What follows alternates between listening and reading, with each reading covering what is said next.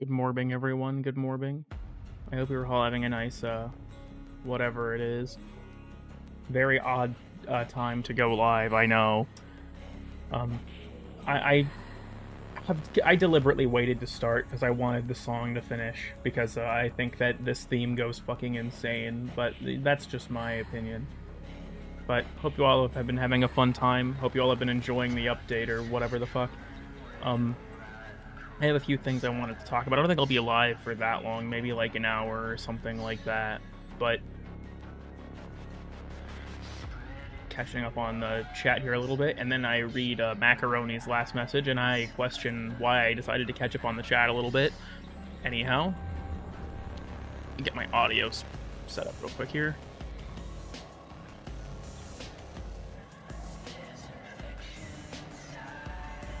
Alrighty. I'm sorry, that theme does go insane, but I need to get this show rolling. Today's live reaction was brought to you by me because someone made this joke when I was streaming the update live, and I thought it was kind of funny. So I decided we were gonna just roll with that because I had no ideas. Anyways, I kind of want to talk about the just a few things kind of generally. Will only be alive for another hour. Yeah, fucking good ending with the new characters, you know, Cyto 9 and stuff like that. So we'll go over some of that stuff. We'll talk about how things function. I'll say as a partly why you're using her skin, that would go hard, honestly. I actually don't currently think I'm going to buy the proto frames, at least not for now. This is going to sound weird to several people. Maybe you'll hear, like, maybe you'll see my side on this, maybe you won't.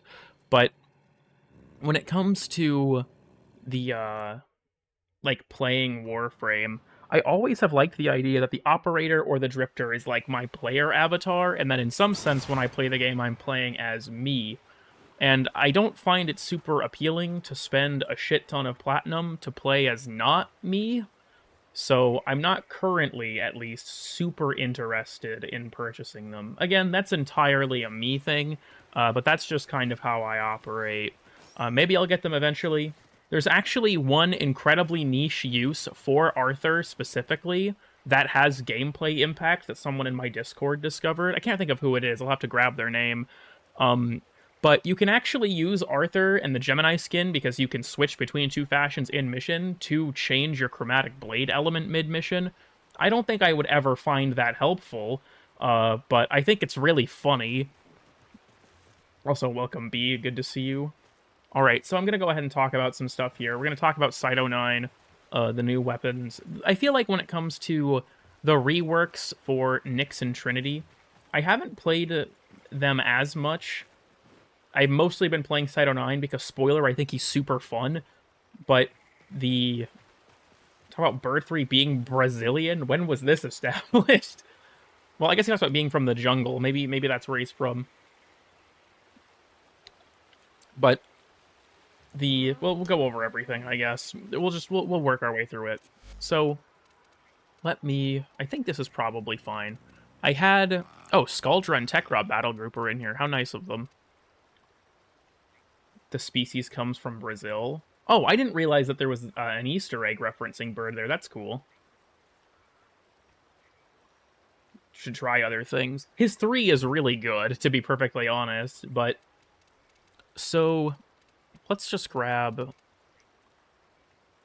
Should they fix it? I don't know what you mean in terms of fix it, I guess. I don't personally use the bike all that much, but... Okay, when it comes to Cyto 9, we're going to give a brief rundown on this real quick. I'm sorry for you all in advance. So, when it comes to Cyto 9, my cat is tweaking, but don't worry. I have on evasive posture because it kept giving me away when I was trying to cloak. So, my only real issue with Cyto 9, I'm going to get all the way up front, his passive, I don't really like, at least at its current iteration. You might notice, now that I've killed that guy, we have this buff. Every headshot kill that you get increased weak point critical chance up to 300%. This is a good passive in theory, but I just feel like 1% per kill means that it takes 300 kills to max it out, and if you die, you lose it, which is, I don't know, it just takes really long. Like, I've played plenty of long missions where I have been doing stuff with Sight. Like, Holvania's Exterminate missions are almost always in the ballpark of 200 enemies, and I'll make it halfway at best to maxing out the passive. I feel like if they made it like 5% per headshot kill, it would feel a lot better. But 300 headshot kills just is very steep. I feel like it's just, I don't know, because it's such a particular, like, thing, too. Like, not all your kills are gonna be headshots, right? Even as Cyto 9, a character who prioritizes hitting enemies in the face, it's just not realistic. Every single kill you get's going to be a headshot kill. So it just feels like it takes forever to actually get anything out of, which I'm not a huge fan of, personally. That is pretty much the only thing about Cyto 9 I don't like. Don't need to max it out. You may not need to, but 1% per headshot kill means you really don't feel it that much until you at least cross, like, the 100 kill barrier, which just feels like too much to me. So, my cat is being very loud, Jesus. So, how's your amp? I'm glad someone's asked. He's doing pretty well. Anyhow, I've got the gaming headphones on, by the way. So... Don't feel anything for non-endless. Yeah, I feel like it's kind of like the Kome problem almost, but not as exaggerated. Okay, so when it comes to Sight then, of his abilities, the first one is the camera, Seek. This highlights enemies through walls. It specifically highlights their head. And then beyond that, it also gives you a lot of punch through. I think the base amount is like 10 meters, and it scales with range. So... These also give you increased weak point damage. I have no base damage on this gun right now, but that's besides the point. So, this, I think, is a really neat, just, like, sort of the fiction of it, I guess you could say, in general, I think is really cool. Because the way that this functions is, it allows you in missions, like, in missions that are endless or like defense or something where you're going to stay in one place, you're really only using this for the bonus to the headshot damage. But in like exterminates, you have this really fun gameplay loop where you basically fight enemies like unfairly, where you are able to kill them through pretty considerable amounts of terrain, and it's really fun. So, camera, my beloved, this thing goes hard. The second ability Cyto9 has is his ammo packs. He can either pick one because I already have heat infused, but if I'm missing any ammo, I will get it. And then in the same vein, if I like deliberately fuck up my reload so that I have no ammo type, even though I'm at a full magazine, I'll still pick it up. So this adds a separate hit that guarantees the status effect, and it doesn't combine with your other damage types, which was a big change in the update in general. Valence Formation doesn't do that anymore, like Fireball Frenzy, Freeze Force, Shock Trooper, Thermal Transfer, all that stuff now is independent of your weapon's elements. They are a separate instance of damage now, which I think is a really good thing, all things considered. It doesn't mess with your weighting and shit like that. So, this allows Sight to not only give his teammates, ammo to tailor the element to the situation they're in, but it also allows him to do it, which is really valuable in the new missions because you'll often be fighting Scaldra, who are weak to corrosive, and the Tekrot, which are weak to magnetic and gas. So I've had a lot of times where, I'm fighting the Scaldra, and then you have an underground segment against the Tekrot, and I'll switch to magnetic, and Cyto9, allows you to do that very freely, which I think is really fun, especially because it also allows you to experiment a lot with the way that you are, like, dealing with a problem, right? Like, if you're struggling to deal with an enemy because they're too fast, you can use cold to try and, keep them in place and stuff like that. So I think, especially as well, we'll get to it a bit, but with Neutralizer as well, I think that it's got a lot of interesting options. Weak to slash or puncture. I believe they're weak to magnetic and gas, and resistant to... Oh, what is it? Cold, I think? About LOS, especially in cramped tiles. That's true. So, the ammo kits have a few important things to note about them. You can have up to 6 of them on the ground at a time. Teammates can pick them up by walking over them, and when you reload, it gets rid of the bonus.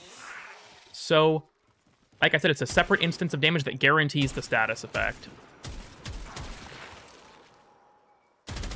So it's very good. It's sort of like our Light Grenier. Yeah, I believe they're weak to corrosive and impact, and then they're resistant to gas damage. So this is, in a lot of ways, I should also mention the base damage, like, percentage that the other hit, because like I mentioned, it's a separate instance of damage. By default, that's 25% of the damage of your weapon, and doubled the sniper rifles to 50%. So, there's that.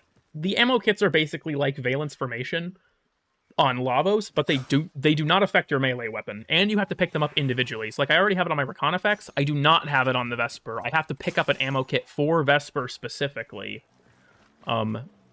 Something else that's really important to mention with this as well is when you throw out the ammo kit, it instantly reloads your gun. So, like, if I'm doing this, I can toss it out and I'll get it back. Another thing that's important to note about that is this is a one-handed action, so you can basically reload your gun while shooting it, which is surprisingly helpful, especially if you have, like, a seek out, you have a big group of enemies and you're running low on ammo. You don't have to stop shooting to reload, which is really helpful.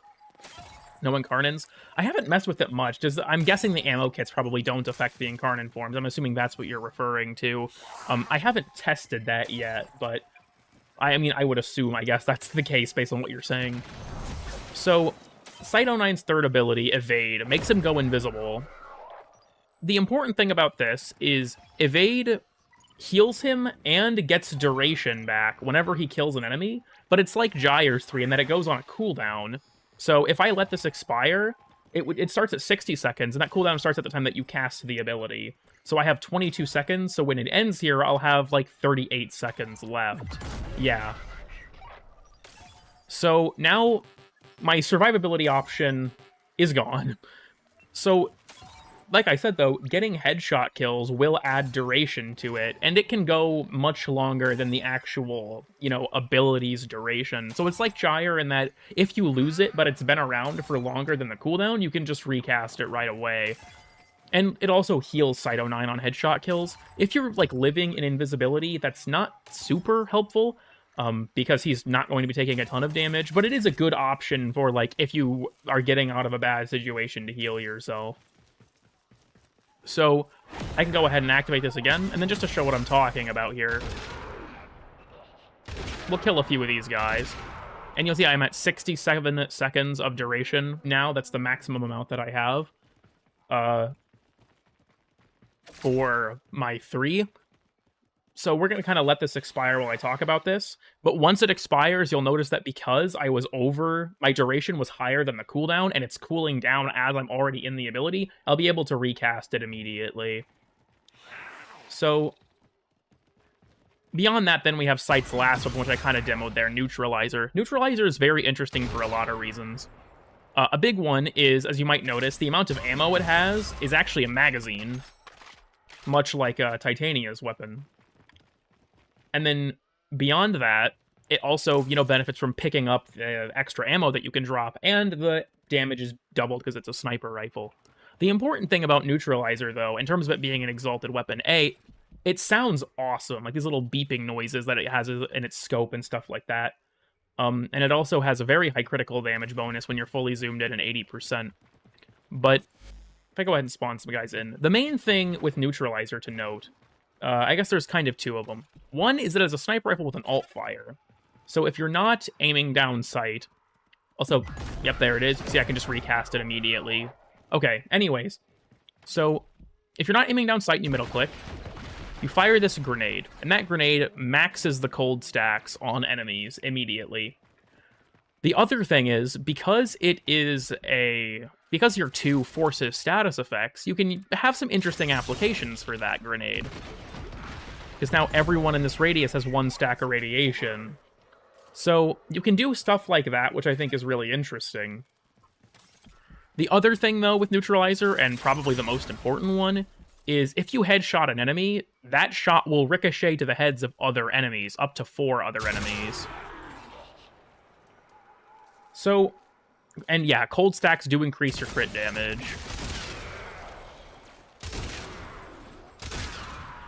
So I feel like the gameplay loop of Cyto 9 is probably going to be fairly obvious, as now that I've kind of described how he works. He is a frame that lives to land headshots. If you're not able to land headshots reliably, Cyto 9 is not going to be a frame you like that much, I imagine. And I'm sorry already to console players, because I imagine he's probably way harder to play on controller than he is on PC. But so Cyto 9, or how all snipers should work, I think it's cool to have it as like what makes Neutralizer special. What are your thoughts on Frumentari? Yes, real. So, the other thing when it comes to Neutralizer that I think is kind of important to note is, not going to stop me, just got to get cracked, I respect that, is with Neutralizer in particular, because it's an exalted, it's beholden to certain restrictions that I think make building it fairly interesting. So, this is how I have my Neutralizer set up. The big thing with something like Neutralizer, also, ignore that this is 1 rank off. I have, like, 1 weapon that's screwing me over out of maxing this, and I just haven't gotten around to fixing it.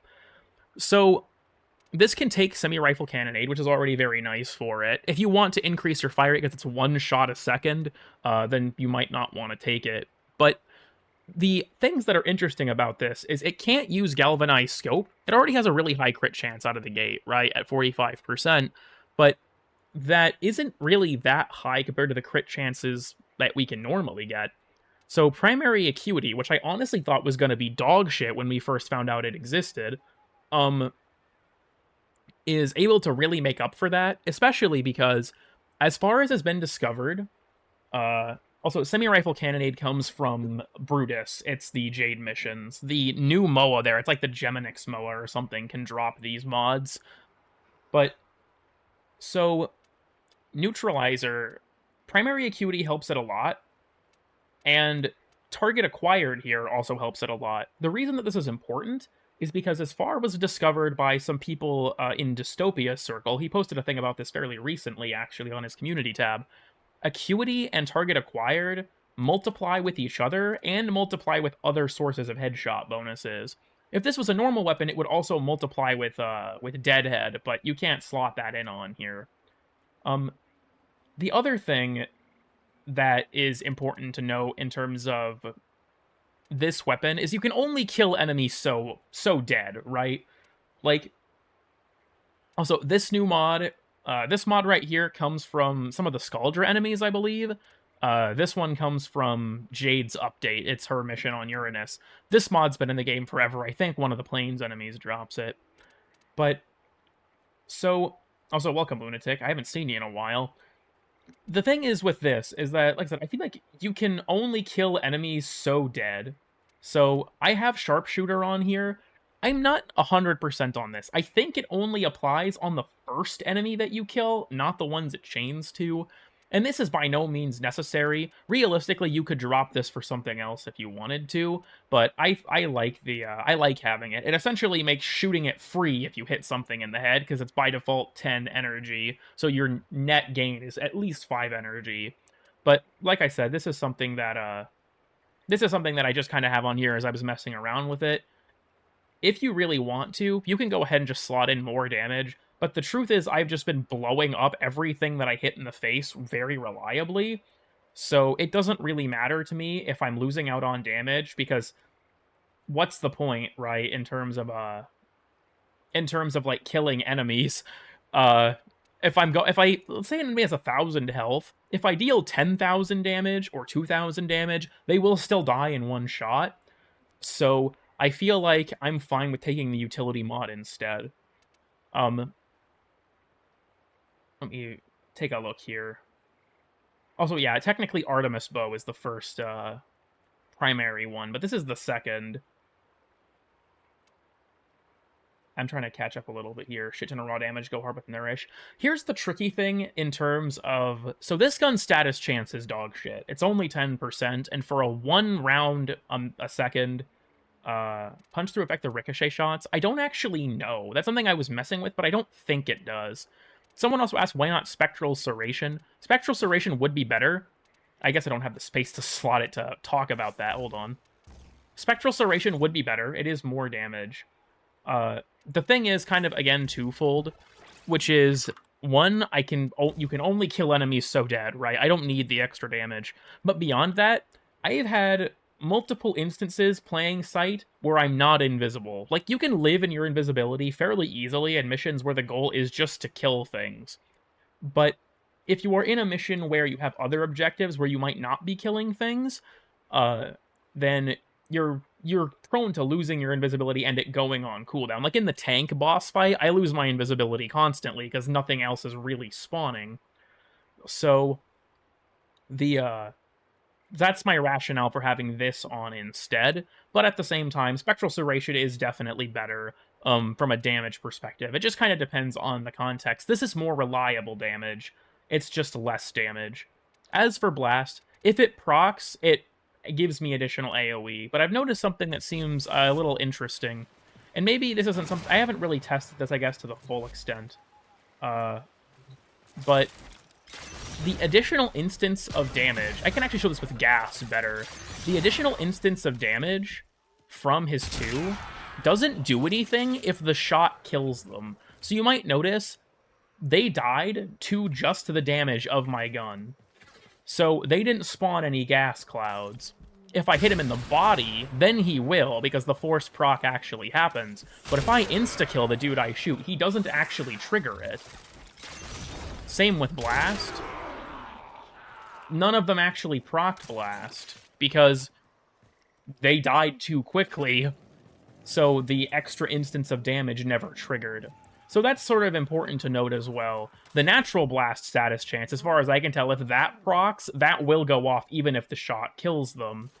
But if they die to the regular shot, it's like, see, there was an impact status there. The impact proc still kicked in because the damage of the gun itself killed the enemy. But if it kills them too quickly, then it doesn't do anything. Since it goes on the same tick. As far as I can tell, it also works that way in terms of it doesn't actually activate, because it never actually ticks to begin with. they died to being shot by just the damage of the gun, so the extra hit of damage never actually applies. His two force proc status. Just to show you that real quick. Spawn these guys again. I've got electric on right now. If I just light this guy up, wrong weapon. Well, it force procced it there, but can I grab it? If I just light this guy up, yeah, you can see you build it really fast. Put Firestorm on his sniper. The alt fire grenade, that's why.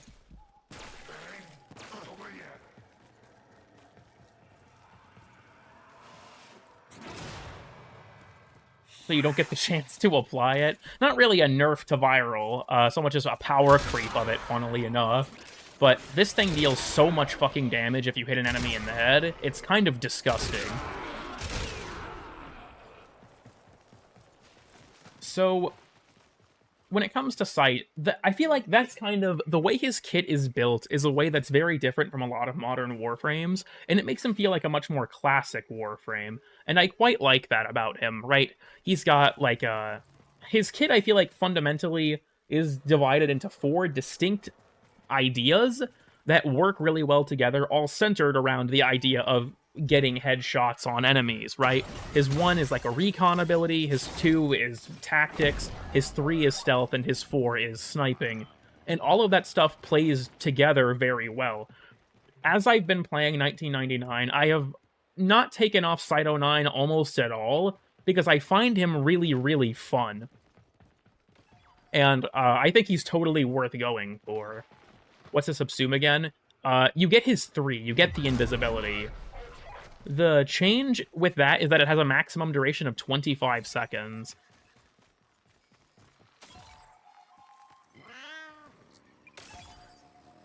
Other than the quest. I don't plan on talking about the quest, but I don't know, it might come up, I guess. Does it only work on headshots? As far as I'm aware, it works as a weak point damage increase. It's just, uses the old language, as far as I've noticed. What mods do you use on site? So here's something else important to talk about with Cyto9. There has been kind of a thing ongoing with a lot of frames, not all of them, but a lot of them, where I feel like my sort of issue in terms of Cyto9, or with a lot of recent frames, is that it feels like your stats on them don't actually matter that much. Like, take, for example, when I bring this up, Kome, right? On Kome, your ability stats may as well not do fucking anything. Strength does basically nothing for her. Duration doesn't do much for her. Range is the only thing that actually matters on her that much, if you ask me. And while you can make a completely fair argument that that allows you to take more utility mods that are not directly impacting your stats, I feel like it makes me feel like I have less control over what Kome's actual kit does, and I don't like that. I feel like I don't have that much control over what my Kome's abilities actually do in the modding screen. And for a lot of modern frames, this issue kind of carries over. Like Dante, you dump strength, and duration is nice to have, I guess. You can also take range for nuking, but it feels like he's just a strength dump character. Daggeth, I think, is the same way. You dump a ton of strength into her. Colorvo is a strength dump Warframe. And don't get me wrong, Cyto9 likes strength, but I think there is actually a very important trade-off that exists in his kit that I really like, and makes it feel like what mods you take is more impactful than a lot of more modern frames. And that is the interplay between 2 abilities, Camera and Evade. So here's the thing. By default, Evade's duration is pretty bad. And on top of that, like the duration you get back on kill is pretty bad. It's 10 seconds and 2 per headshot. So really, if you want to maintain the duration of this without having to kill enemies literally constantly, you need a lot of duration. The problem is one of the biggest ways to get duration compromises your range, which is what you want for Seek. because that spots enemies from a farther distance and gives you more more punch through. So I feel like there's this interesting interplay in between his own abilities that if you want to build into one, you kind of necessarily have to screw over the other. Because if you take high range for Seek, you're gonna lose out on strength, which Cyto9 really wants as well. So it's like all of his stats, he wants every stat, but at the same time, every 36 other weak points. I think the main thing with that is it's entirely possible, especially in regards to neutralize, that if you're fighting enemies that are isolated, you're not going to be able to upkeep more kills in terms of seconds than you're losing from your, the time passing. So I think there's an interesting interplay there between, do you want the duration to make the 3 more comfortable and go farther in environments where you're not being swarmed by enemies literally constantly, or do you want to play into the cameras more, take fights from as long a range as possible? Which, in a way, kind of makes the invisibility less necessary, because you're not seeing the enemies to begin with. So, like, my Cyto9 currently is a lot of strength and a lot of duration. This efficiency is not necessary, I just like having it because I am incredibly reckless with my ability casting, and I have just enough range to not screw Seek over completely. That's actually like using his 4, and that's fair. And it's not like there's no build variation in a lot of the other Warframes. Also, yes, he does have that auxiliary option like other Invis frames, but it's not like there's no build variety with a lot of old frames, but I feel like their kit is a lot more, like, there's a correct way to use it, I guess. Like, a lot of old frames, you would have builds into one specific ability, or like a specific set of things, where a lot of frames now, you primarily want a specific stat, because it affects all of their abilities so much.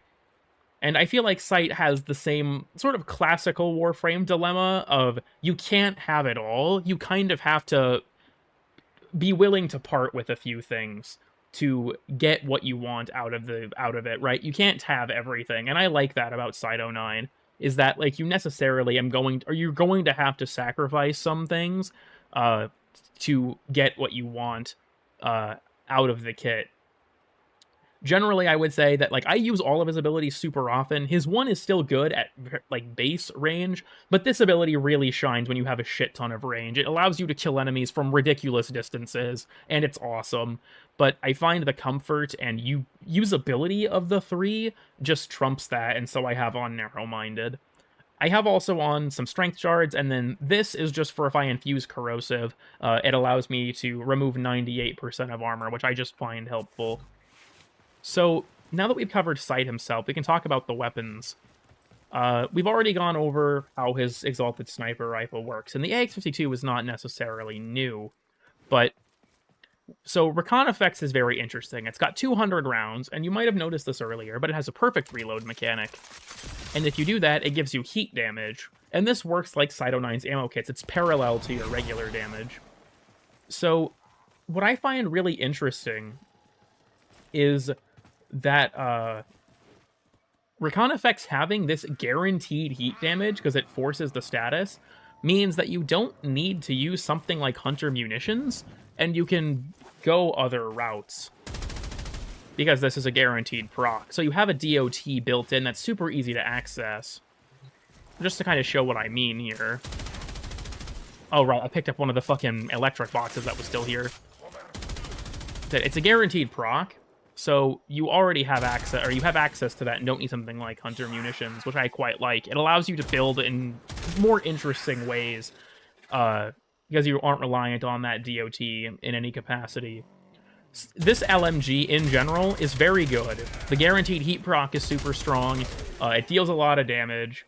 It has a lot of very high crit stats, rather. Its reload is really fast because of the perfect reload mechanic. Recon Effects is really good. And in regards to the don't mix with elemental mods, that was a change that was made, yeah. It was in the patch notes, but it was kind of offhand mentioned.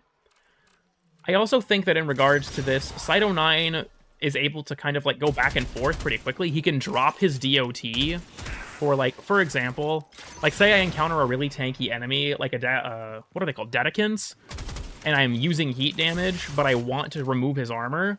I can drop it, switch, and then load back in my heat, which I think is nice. It allows you to like set up ammo boxes on the ground that you're able to go back and forth between as the situation changes. And it's especially helpful for like really tanky enemies, like what is it, the Barbica or something like that. It's the fucking infested mini boss in the Hellspore missions. Those guys and the Dedicants are very strong, and so it's very nice to have a way to kind of get in and out of different damage types without having to the Babao, I think it's called. But it allows you to go back and forth fairly easily. It's nice, yeah, especially because it does it when you cast it, too. You don't have to go pick up an ammo box. So it allows you to keep the pressure on. In a really interesting way, because of how that mechanic works, in a weird way, his reload speed is kind of tied to his cast speed, which I think is interesting. Also, as far as I'm aware, Archon continuity does work on Neutralize, including if you have toxin damage infused onto his 4 from his 2, but it doesn't work on any weapon infused with the toxin ammo. It only works on his 4. Isn't considered a real thing for the OcuCore mod? That's actually, that's totally fair. I didn't even think about that.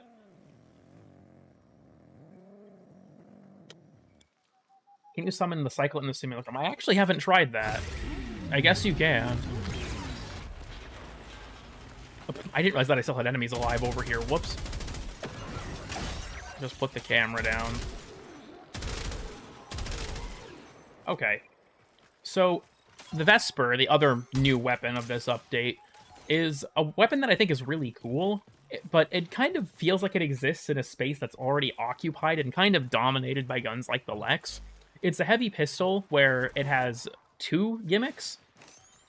1, it highlights enemy weak points when you aim at them, and then 2, it gains 40% more crit damage when aiming down sight.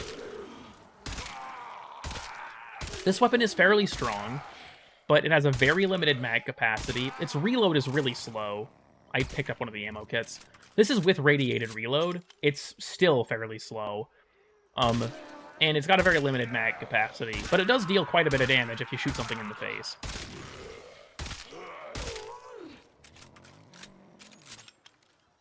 It's a bug, not supposed to use the bike in mission. That's rough, honestly. I kind of hope they keep it, because using the bike in any mission is really fun. But the Vesper, this thing is cool as hell. It looks awesome. I love that you can color the slide separately from the rest of the weapon. I think that's great. I also, someone mentioning this in chat brings it up to me. If you want, you could also use primed chamber on neutralizer and then just reload with your 2, but primary acuity yet. I haven't used those 2 together specifically, no, but I can see that being a very strong combination. Good on stuff like Acolytes, yeah.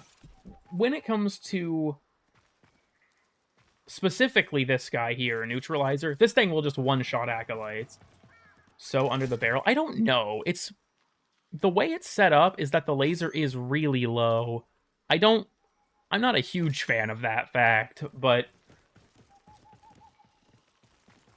I also know in terms of it costs 4,000 energy to fire something for 12 seconds. Yeah, deadass.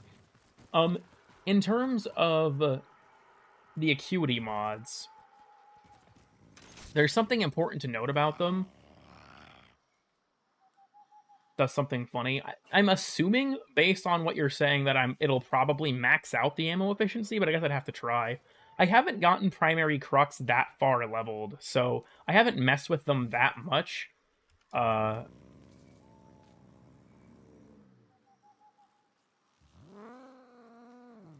I'm losing my train of thought here. I haven't messed with it that much because I haven't maxed it out yet. I'm guessing that... Thank you for the 200... I think that's Crowns, LAU. I'm guessing that's a reference to something that's said in one of the 1999 dialogues. What are you doing awake? The title says that I cannot sleep, so that's why.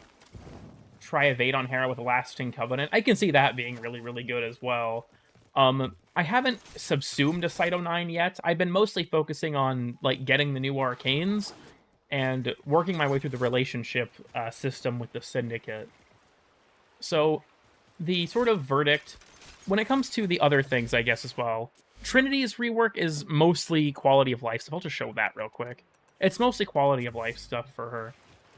So, like, a lot of her abilities are now one-handed actions, so you can do them while moving.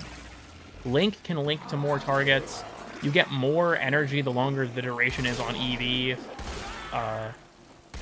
Stuff like that. So, her passive I do here is, like, bugged right now. Like, you can see it's not even applying to me, it seems like. But it seems like her passive is bugged at the moment. Or is it applying? I don't think it is. But the main thing for her, I think that was the most impactful, is if you're near an enemy who has Well of Life on them, if you die in the radius of them, they'll die instead. So that's helpful. And her passive got changed to give max health to people based on your maximum energy. Why is he leaving? I have no fucking idea. Anyways, Nyx was a lot more significant. There are a few major things in terms of what happened with her. The first big one, what is up with your fur color? That is not what it's supposed to look like. Why does it say that you're Big Floppa too? Anyways, so Nyx's new passives, every enemy that's confused in a certain radius of her, gives her primary and secondary crit chance. It is 40% per enemy. So you only need 5 enemies to be confused for this to work, which is surprisingly little. Beyond that, though, she has a new UI element that tells you the bonus damage and stuff more clearly for your mind control target, which is nice. I believe they also fixed their programming in terms of the AI used to try and prioritize their normal tactics for, like, taking cover and stuff, even though they're invincible. So that got fixed, and they will now, they have no regard for their own life. The 2 got some significant changes. It still has the system where if you recast it, it will, you know, remove itself from enemies that you already have it casted to. But the important thing is that now it can steal resources and give them to you. So it can steal armor, it can steal shields, and it can steal overguard. And then if you kill an enemy, they emit 2 more psychic bolts that will seek out nearby enemies. So if I just kill these guys, you can see that they start to spread. Now, as far as I can tell, it's kind of like the alpha and beta thrall system, where if an enemy has been hit by a primary psychic bolt, like this guy, he'll emit more. But this guy, as you can see, was hit by a secondary bolt. I think I might have fucked that up. That guy, he was hit by a secondary bolt, and he did not emit one. So, as far as I can tell, you've got 6 bolts that can multiply into 12 bolts, and then you're kind of done. As far as I can tell, at least, they don't continue to spread past that point. But you should be able to recast them anyways, once you kill the initial bunch. So, it's not a huge deal. I'll say my mic probably sounds different than in videos, because this has a lot less processing on it to make it sound better. So, the main thing that I think makes this valuable now that it's been changed is the fact that it can steal resources. So, like, if I spawn... I just typed overguard. I'm an idiot. We spawn a bunch of these guys real quick. Right, we have this Disruptor Eximus, which, by the way, got a new visual effect with these things on their back. But if I hit them, it'll give me some amount of overguard for that. And I can, like, repeatedly spam cast this to steal it from new targets. And then, of course, if I get a kill, it'll spread. So, I can go ahead and just get rid of that. So, the other things that have been changed, Nyx's 3 now inflicts max radiation stacks. It no longer is, like, its own confusion effect. Hopefully they finally change that with Loki as well at some point.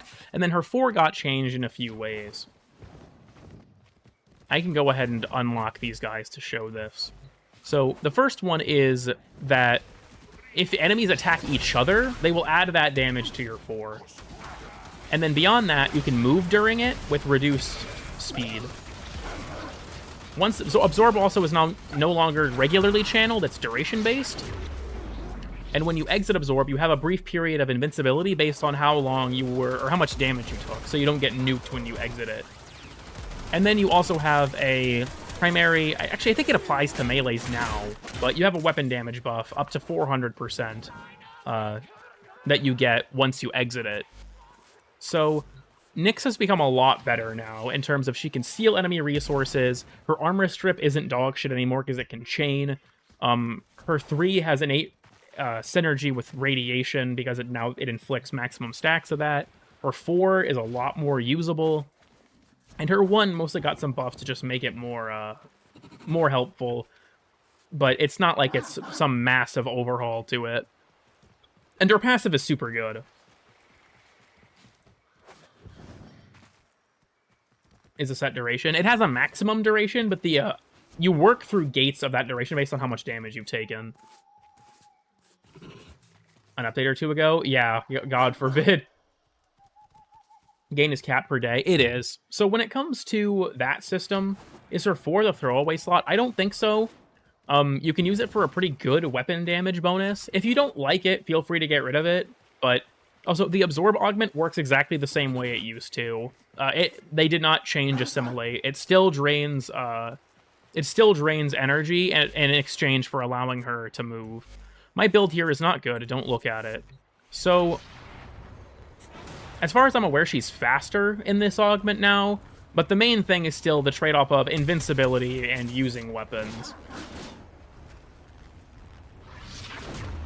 She can also move as she's, doing the finish, which is really nice.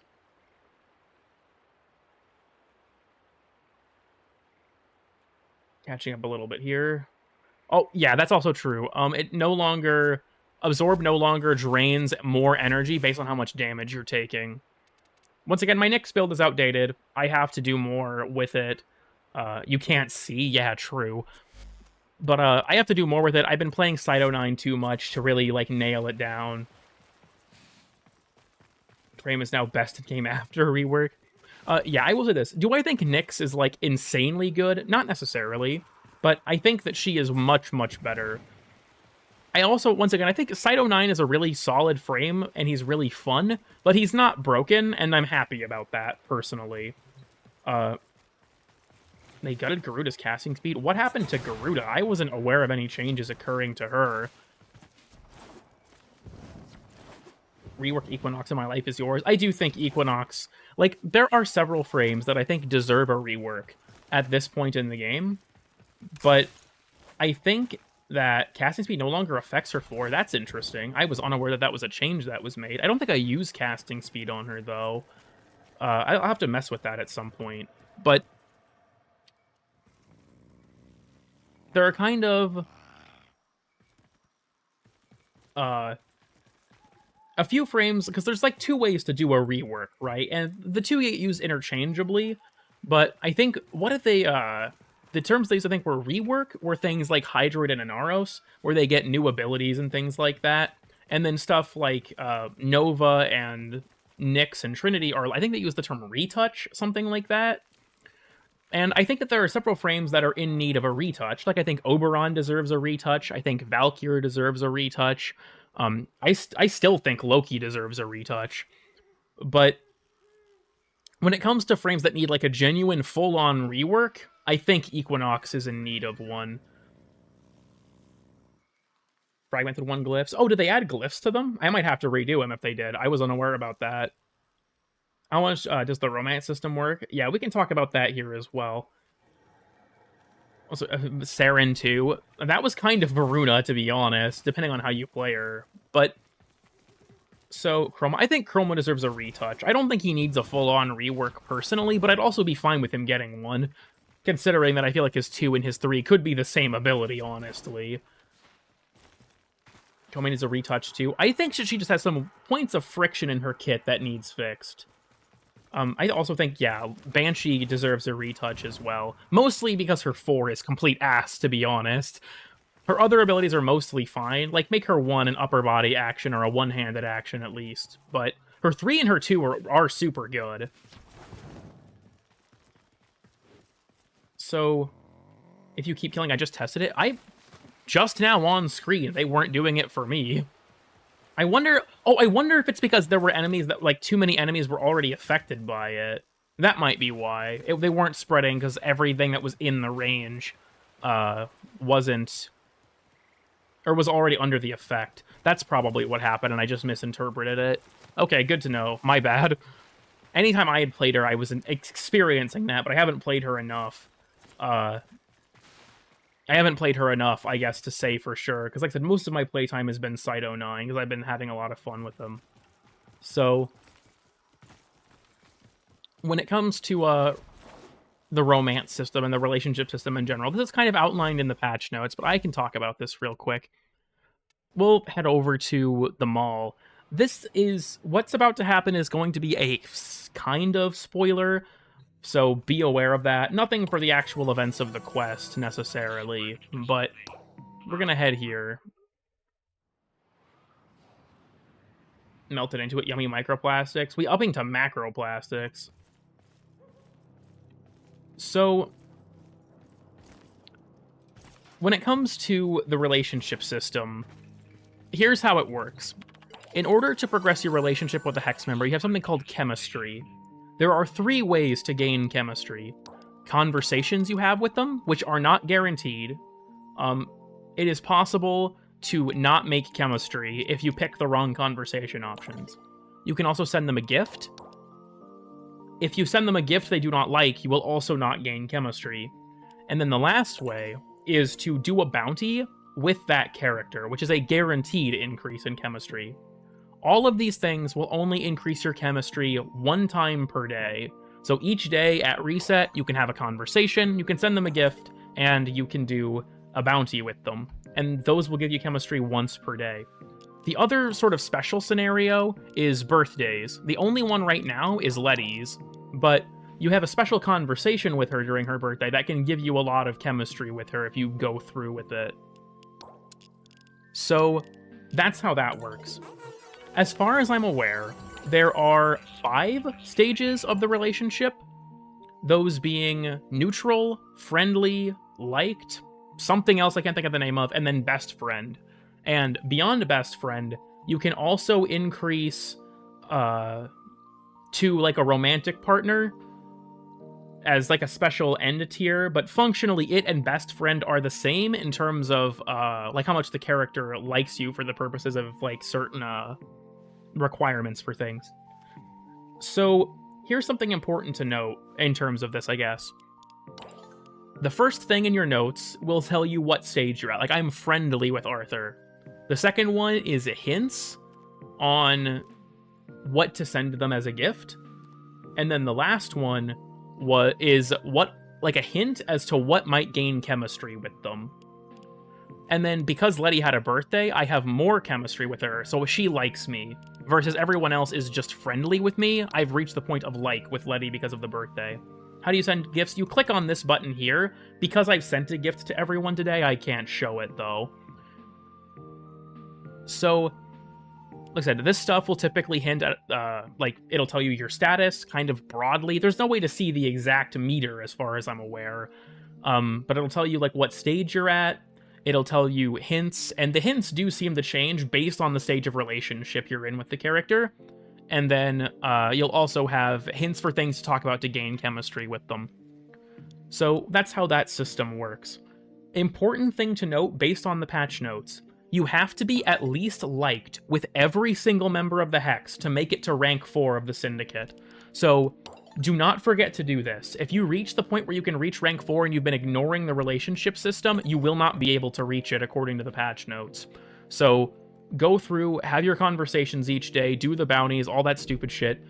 It's another layer of grind, I'm going to be honest with you, but it also adds some interesting dialogue that you can experience, and you can go here to check your conversations as well.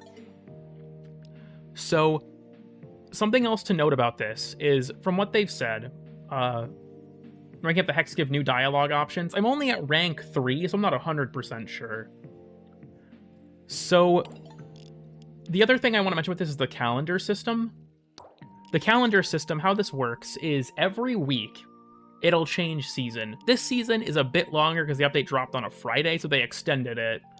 But are not the same for everyone. Yeah, I've noticed that when Nitro was playing through it. So, how the calendar works is each week you have a season. Currently it's winter, and you have 3 months. You'll have these nodes, which are challenges, and then you have these things, overrides, which give you buffs that persist throughout the entire year.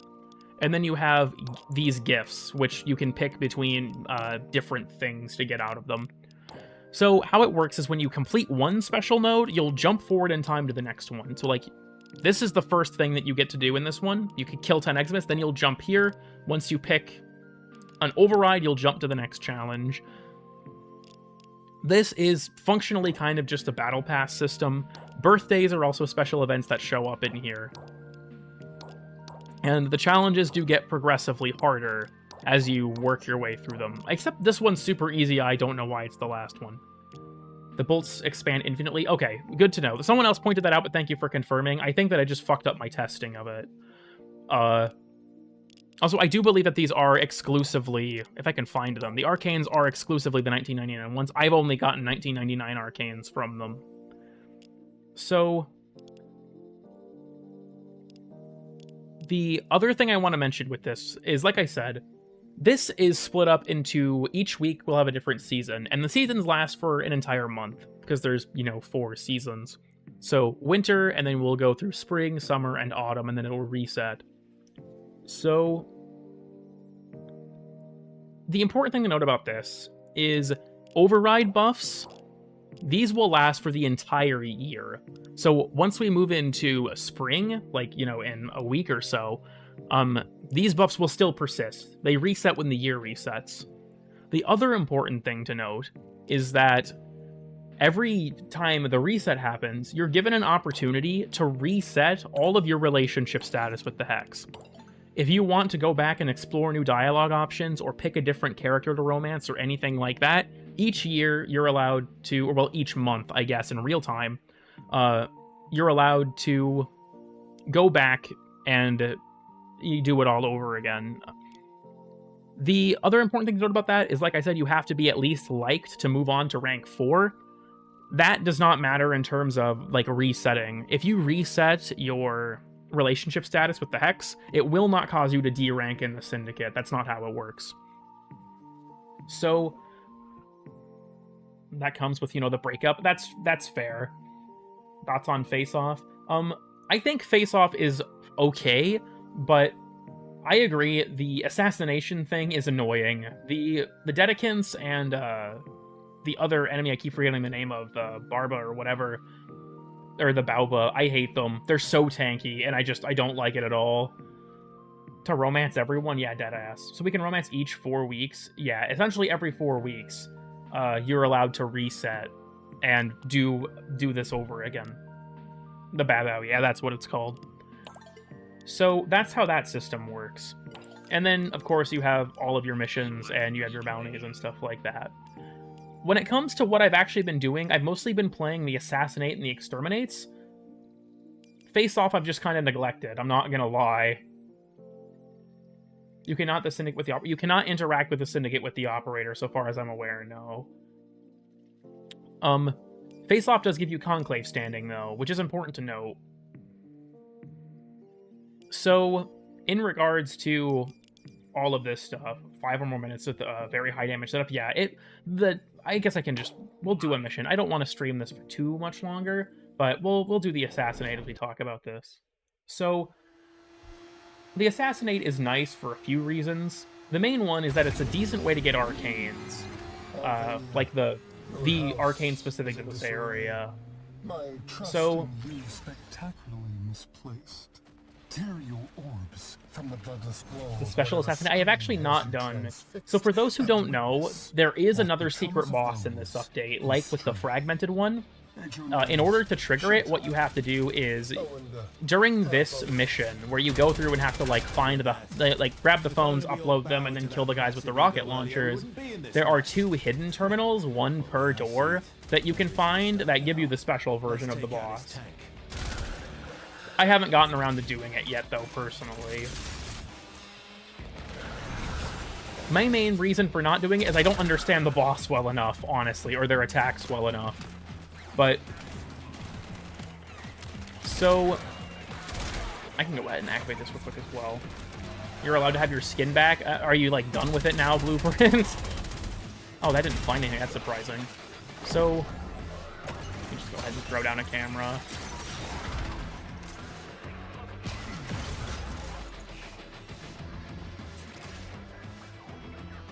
You have an Entrati outfit for your Drifter. They did add, I guess I can show this off in a second.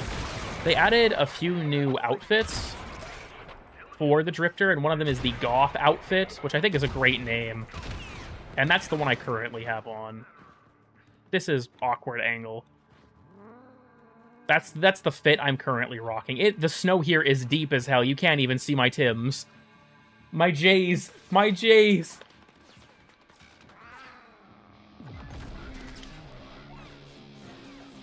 Anyways.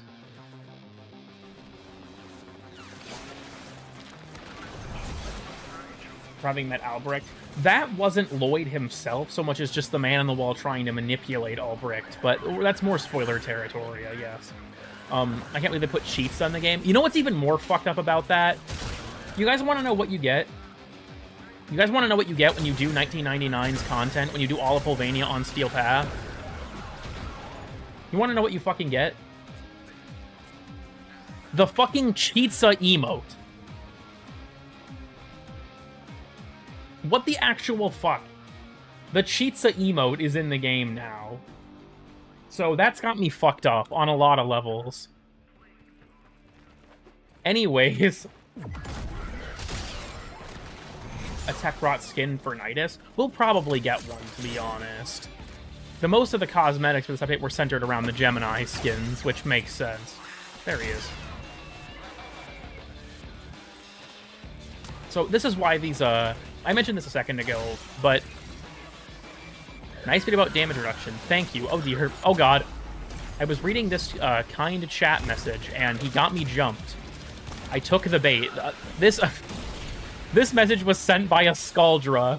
The Scaldra sent this message to distract me there. But I'm glad you enjoyed it, and thank you for reminding me I forgot to go on Do Not Disturb. Okay. They finally acknowledged Cool Kid with the Cheetsa, real and true. So, with the Assassinate missions, you always get one of the Arcanes for killing the tank. And then you also get an Arcane, you get an Arcane, a Hex Treasure, which are like the Syndicate Medallions, and 100,000 credits whenever you open one of these guys, the Bio Caches. These aren't terribly difficult, but they are a little annoying. They basically work like the Zerium accolades. So the the safe is in here. Somewhere? Here's the window. So it requires the safe bio code. In order to find that, you gotta find this little blue blob on the ground and carry it back to the safe, like the Zerium accolades. The thing to note is that they do make a noise, but it's not very loud, so they can be kind of difficult to spot or to hear, but they do show up on loot radar, which is helpful. They also seem to be able to spawn a decent distance away, but it's like the Zerium accolades. It's not ever more than like one room in my experience. So yeah, I agree. This tile set is really, really cool, and that's for a variety of reasons. I'm just gonna kind of... I need more invisibility uptime, so we're just gonna... Yeah, there we go. Neutralizes ricochet, targeting enemy heads is very helpful for maintaining your invis, as you might expect. Anyhow, I saw one on the map over here. But I will say, at the moment at least, considering that the Arcanes are all so new... Oh wait, hold on, you hear that? I don't know if you guys can hear it. It's in my left ear. That noise, that sort of like beeping and like radio chatter noise, that is the bio code. that you need to unlock the safe. So if I head over here, this thing, and you can hear the noise it makes now that I'm close to it. And then if we just carry this back, don't mark them on the map. Yeah, the bio codes it doesn't, unfortunately. I walked a little too far. You can upload this, and it'll spit out one of the treasures, 100,000 credits, and an arcane. So they're very much worth doing.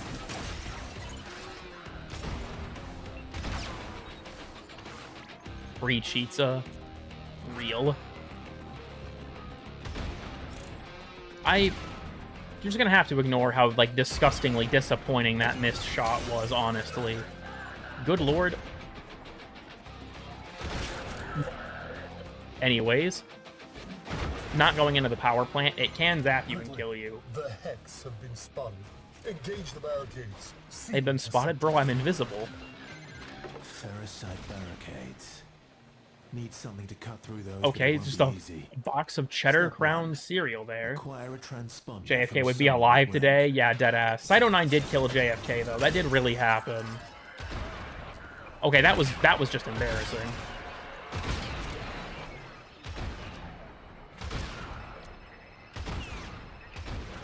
This kind of shit is just awesome. The fact that I can see this guy through the wall and then, yeah, take him out with that headshot through it is just sick. That's our ticket. I miss the cheese cereals of the 90s. Real and true. Reinforcements for them. Hey. It's the CEO killer. Not quite. I do maybe it is with the Vesper. Because they don't trust the rookies with heavy hardware. The transform station. Yeah, I have exported a bit. It's actually, we just passed one. That shit has zapped me to death multiple times now. Best of luck to you. Ring ring. Good hunting. Yeah, for the secret boss, you upload those phones to another, like, secret terminal.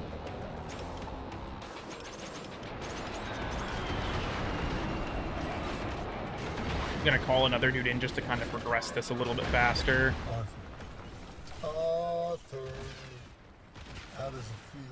I wonder. These guys, dude, look at this. Look at how tanky the Dedicant is.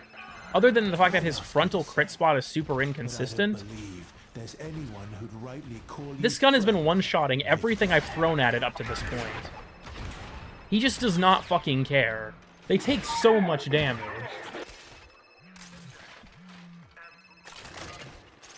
Okay, we can take this other RPG. And, you know, I'll just grab this as well. Why not? I love it. Yeah, it's something that's... I think it's a nice little bit of almost like, you know, speed tech you can employ. Victor really wants to keep us out. Get your hands on a Thermion RPG and take it down. Doing this with sight isn't even that efficient, but I don't really care.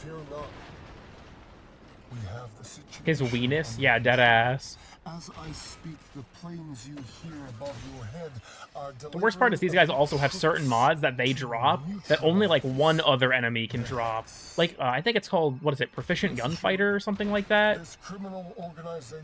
Not what for the Arsenal. It is kind of sad that it's only in these missions. I do agree with that. Oh my god. Okay, fine. I'll use the cold grenade. Just stop fucking moving.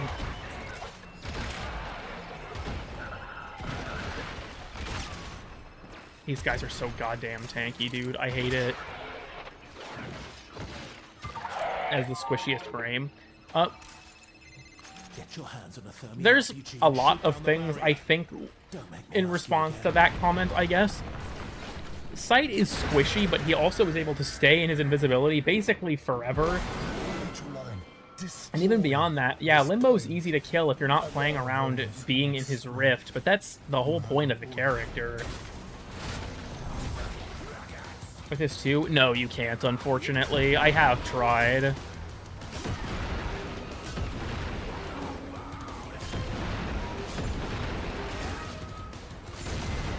prize must survive. Our plans depend on it. There we go. Now enjoy your chicken six-pack. Thank you for stopping by, Blueprint. It's sick. I agree. I want more over-the-shoulder rockets in this game, just in general.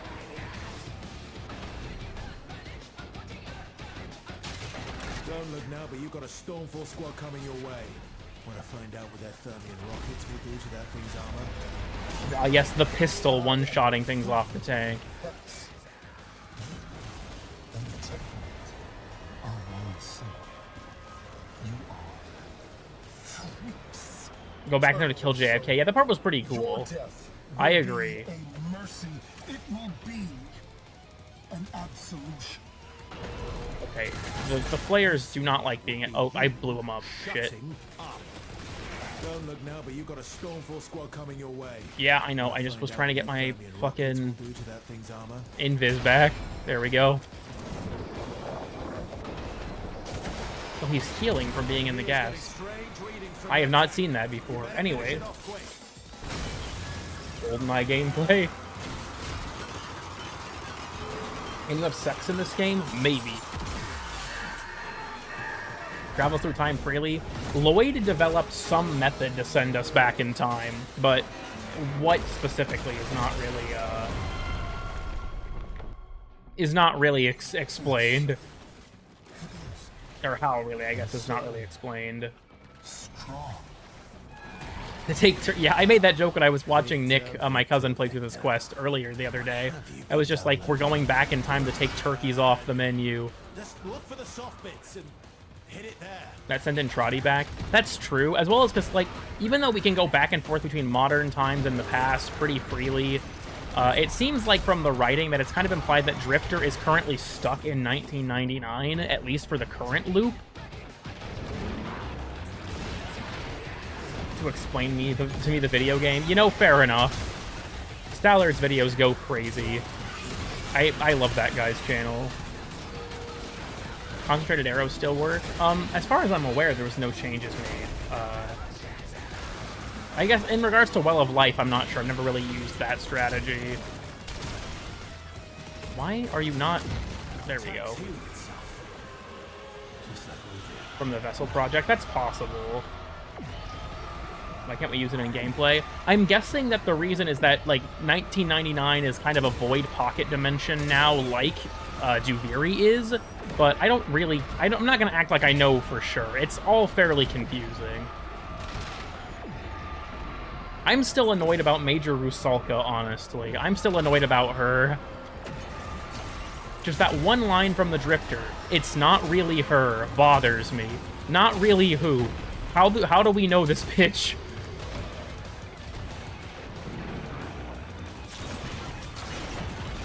No, the green stuff nullifies abilities? Damn.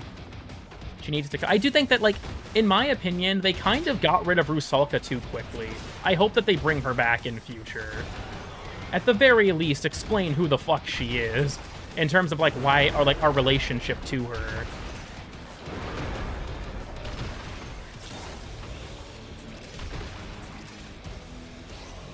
Does still work? Oh, okay, cool.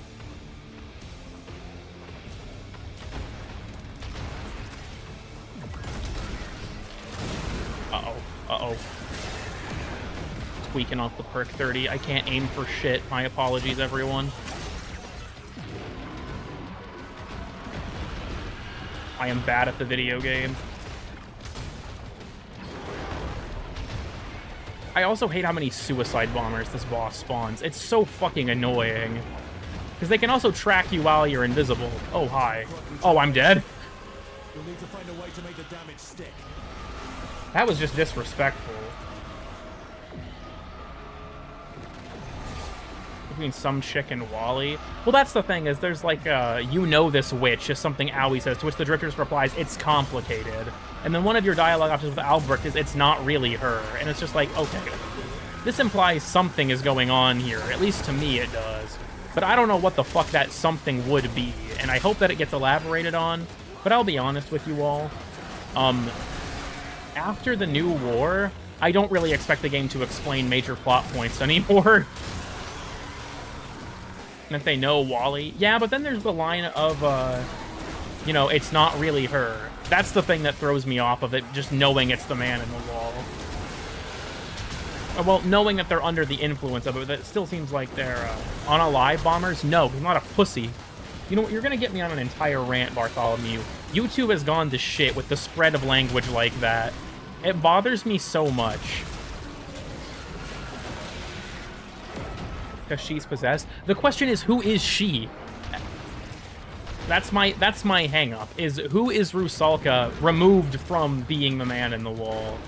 It's complicated, lying around too much. I agree. It might be brought up at some point in the character dialogue, honestly. I have no idea. I guess we'll have to see. She's Megan? That's entirely possible.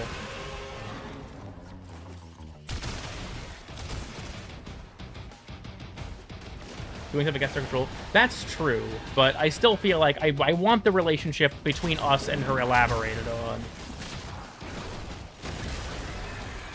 She's Lotus from the past. Real and true. Fuck misinformation. I'm gonna just start believing people. Also, again, this is for me is falling into the same as the new war problem. We can speculate all we want, but I don't think it should be necessary. I think that we should just be given the critical information, I guess. If you're gonna throw around lines like that, they should have, like, they should feel like they make sense in the context of what's happening to us. God damn it, I took a hard landing, I was mashing my 3 and it wasn't triggering. As evil, calm person. Yeah, I do think it's sad that they got rid of her so much. Post New War, they've gotten better and we'll explain it more. I'll be honest with you, I only kind of agree. I think that they've still had a lot of problems in their writing with not explaining things correctly. I think a big example of that for me is Jade Shadows.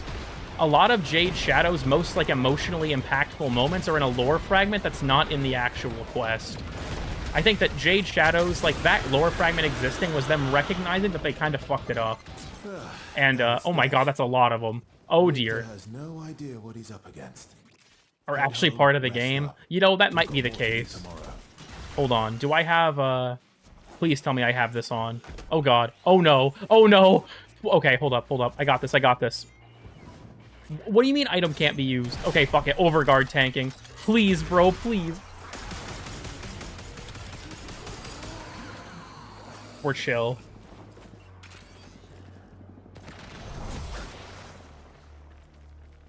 Between the Drifter and Rusalka. I don't know. I still think that, like, lines like that are just confusing. The way I interpret it is that there is some pre-existing connection between Drifter and Rusalka, or that they're under the impression that Rusalka is being manipulated by Wally and doesn't deserve to die because of that fact.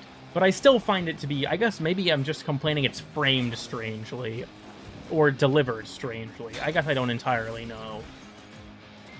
Echoes of 1999. No, you mean Warframe 2000? Yeah, Warframe Y2K is the next major update.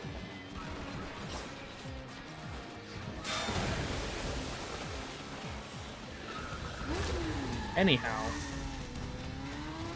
2 primary Crux, damn. That's their kind of merged. I don't think so.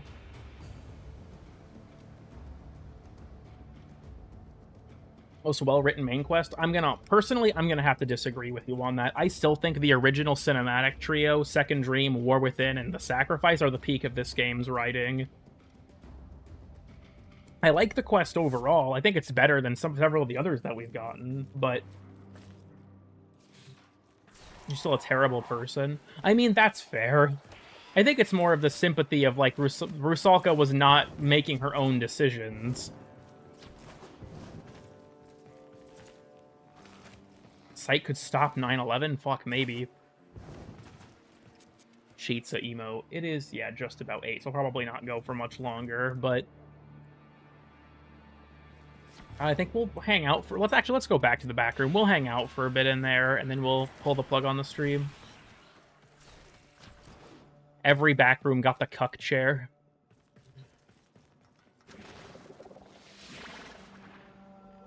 If all her appearances were Wally. That's honestly true. I think that they should come... I think at the very least that she should come back. We're gonna hang out in the cuck chair. We're gonna hang out in the cuck chair. Look at these Tims.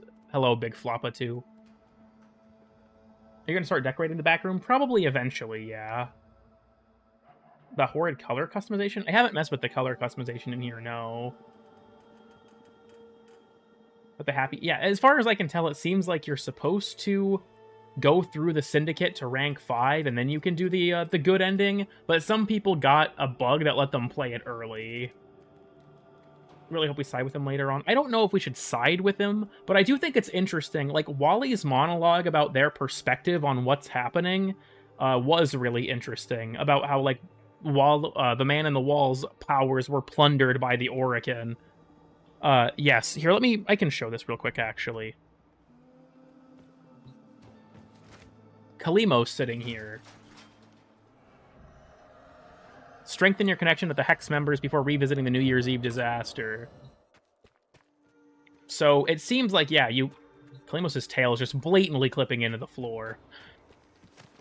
That there is a good ending that you can get once you rank your way through the Hex. I also wonder if it might actually take a month. You might have to make it back to December 31st.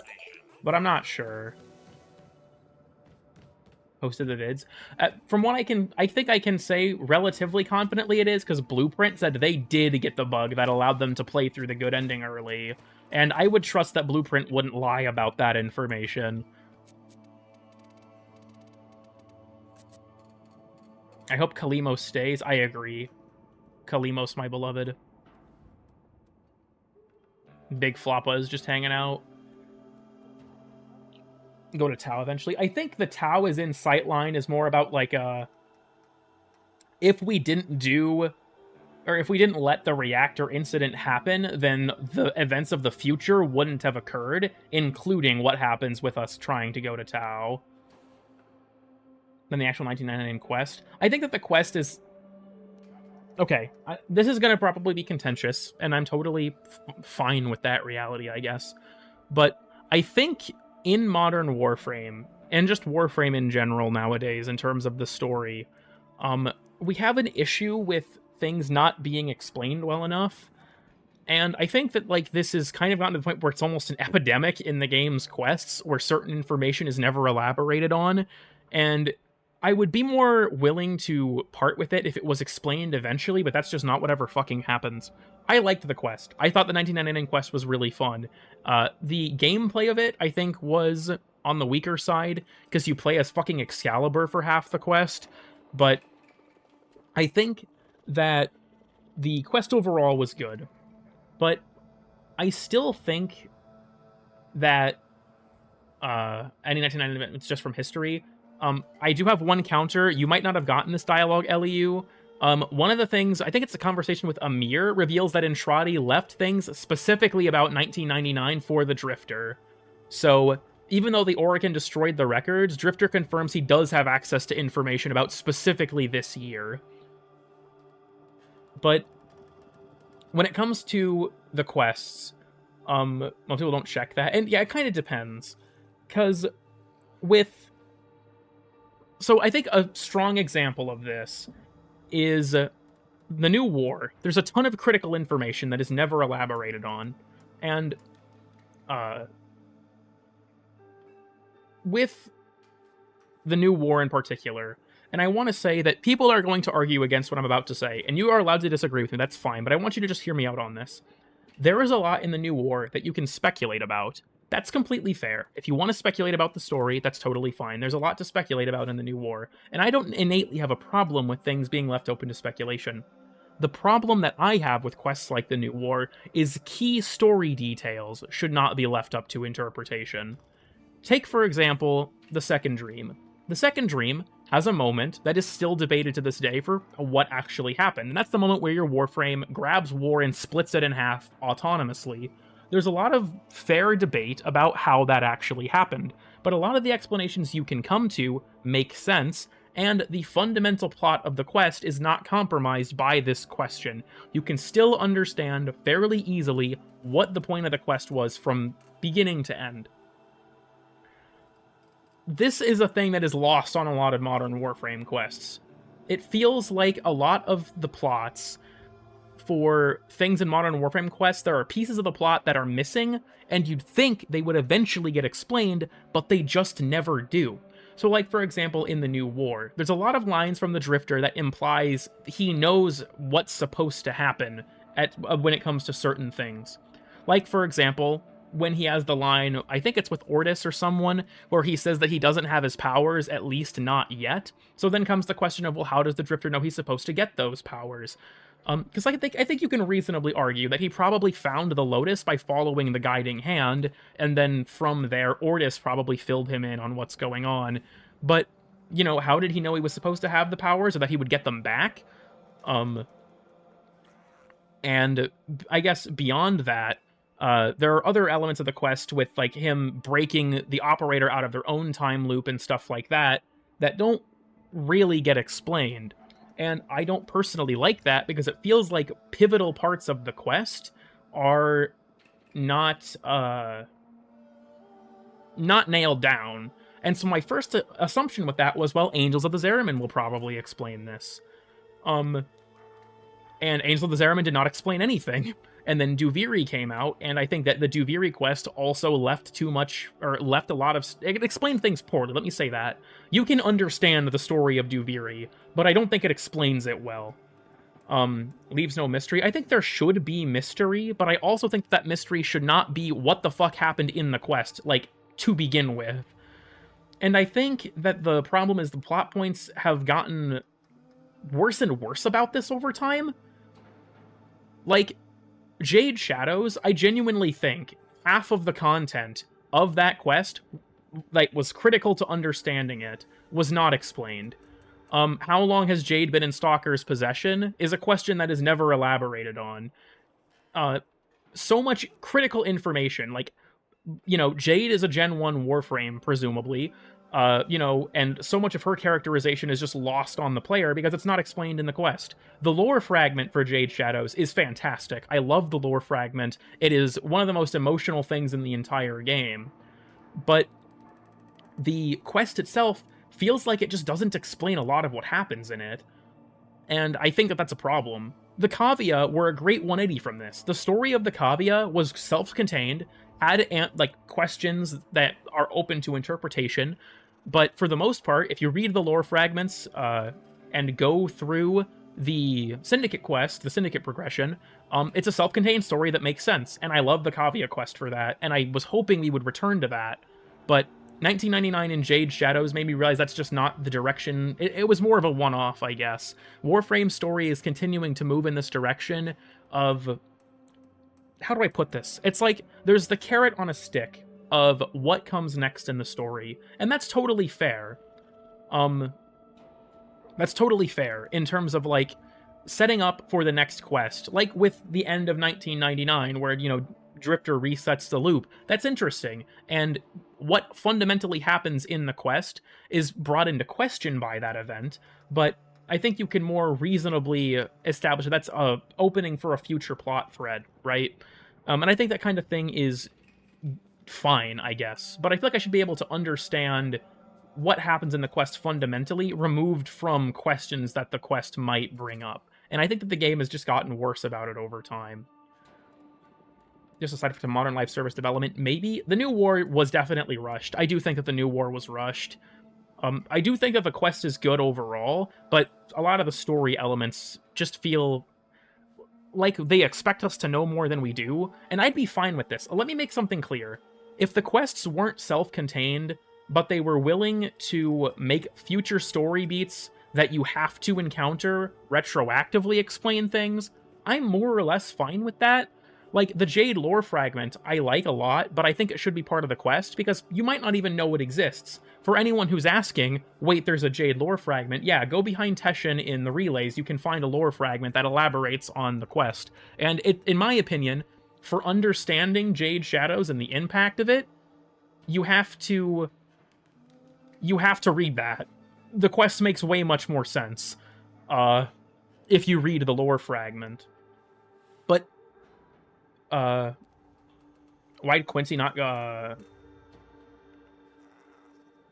hold on, sorry, I'm not sure if I'm interpreting your question correctly. Great.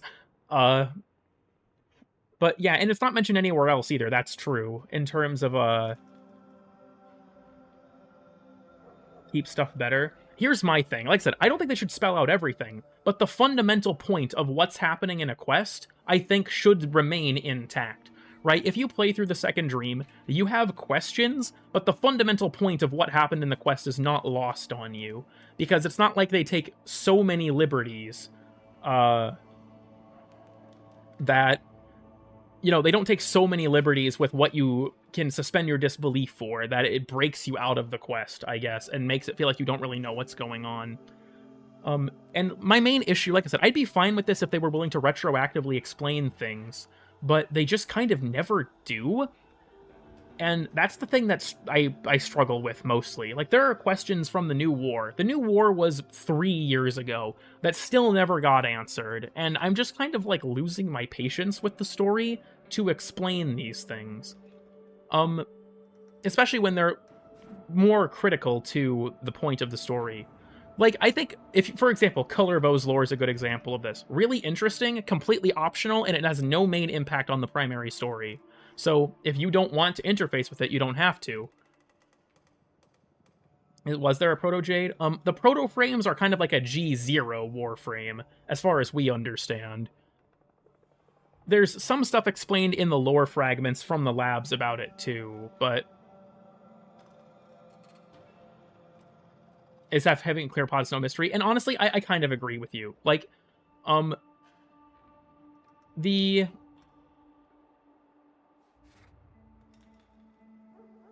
thing is with, how I'm sort of losing my train of thought. Let me say this as well. The frame can move if you let it loose. Not necessarily. The sacrifice establishes that non-Gen 1 frames are essentially brain dead. I think that you can make a lot of interesting theories for why that event happened, but generally speaking, as Hunhao would say, they're metal puppets dangling on Tenno strings. But also, as for Jade, she is a Generation 1 Warframe, like the Stalker and Colorvo and Umbra were. I would personally recommend, like, if you go to Teshin, read the fragment for yourself if you're able to. I don't want to butcher it, because it is genuinely a really, like, emotionally powerful piece of lore, and I think that you should read it for yourself. So, I guess the point, distilling the point I'm trying to make, Warframe keeps putting new carrots on new sticks, but never lets us catch the carrot, because they keep moving on to setting up a new carrot, and I'm starting to get kind of tired of it. I wish that more mysteries were resolved, or at the very least, that there was more in the game to sort of elaborate on them. I think a good example of this is the vessels. The vessels do have lore fragments surrounding them, but for the most part, they're a huge part of the design language of the labs, and they're just kind of totally forgotten about.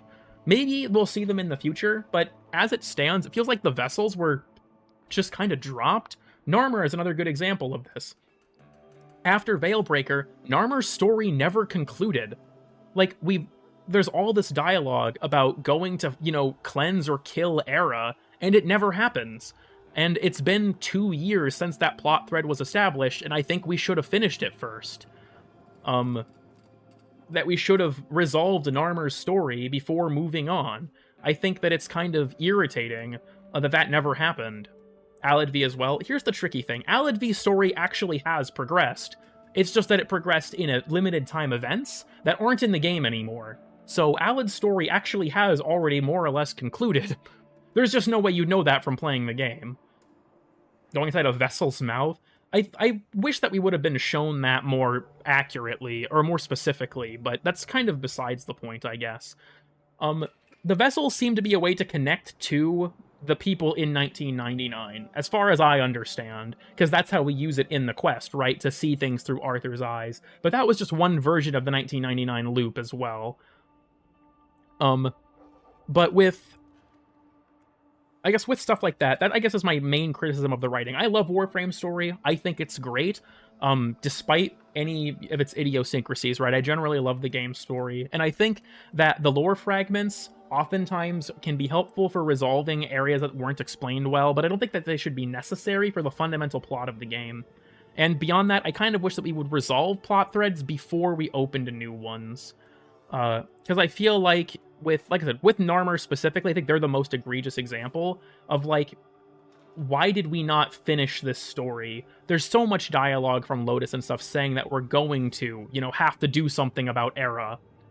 And we just never get around to it. Things like Narmer. I do hope that Narmer, like how the original trilogy does take. And it might. My thing is I wish that the vessels, I guess, were more directly addressed. Because, like, with 1999, we don't acknowledge the vessels at all. And I wish that they were at least brought up. That is fair, though, in regards to the original Quest trilogy, I think was 3 or 4 years to get to the sacrifice. And that sort of trio of quests are all very closely connected. We wouldn't have Archon hunts anymore. Not necessarily, because we still kill the Archons, and they still come back despite us stealing their shards. If Era's, like, making Archon shards, then I don't know, maybe. But DE forgot about Umbra? That's true. The fact that he does nothing in the new war is such a big waste of potential. He just acts like every other Warframe, which sucks. But, you know, like, I'm fine with there being stuff to speculate about. There's a lot of stuff that's really fun to speculate about in this game. I just wish that more things were, fundamentally the same, or fundamentally, more straightforward, and then the stuff that you speculate about is more in the periphery. You still don't know who revived Era. I mean, my assumption, I guess, in terms of Era becoming an Archon, is that he was rescued by some sentient force there, or we didn't actually finish off the Archon there that we fight or something, but that also is never really established. Where meth table? The meth table is in my Dormazone. Bragassa revived Era. Is this ever explicitly stated? I was gonna say headcanon, though. Like, I don't... If it's not been explicitly stated, then I'm going to leave that as speculation. Speculation is fun, answers are rewarding. That's a fair way to put it. It's nice to have some confirmation. I guess at least you're on the right track.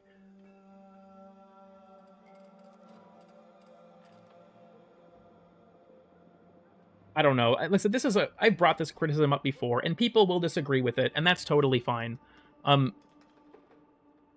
You can have a preference towards the story being more obtuse, but I personally wish that it was less obfuscated, I guess, with fundamental plot details. It's weird. I mean, he was being blasted by a laser from the sun. That's probably what he ultimately succumbed to, I'd think. Adapt to impact damage or something. The Void story? That's definitely possible.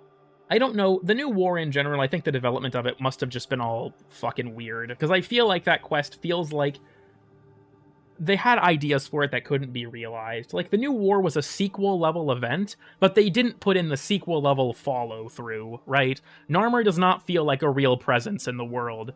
And them even being on the open worlds feels weird to me. It was kind of hard. You're going to go here into the Orbiter? Maybe I'm kind of undecided. But I feel like with, I don't know. I guess I'm just repeating myself at this point. You're welcome to disagree.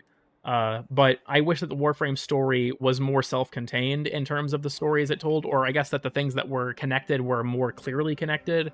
Because, again, the new war has a bunch of stuff that doesn't feel like it's connected to fucking anything yet, and it pisses me off.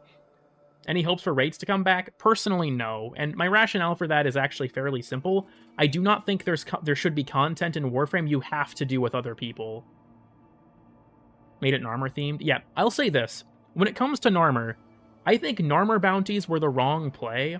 My personal opinion, they should have been Narmer invasions. If it was framed as like Narmer as this splinter group, how the fuck did they have control over entire open world areas at times, right? Like the normal faction just kind of fucks off for a while. But I think invasions would have made a lot more sense. That they're this splinter group that's like attacking from the edges of the system with what little resources they have left to try and claim planets, and you have to fight them back off of those planets.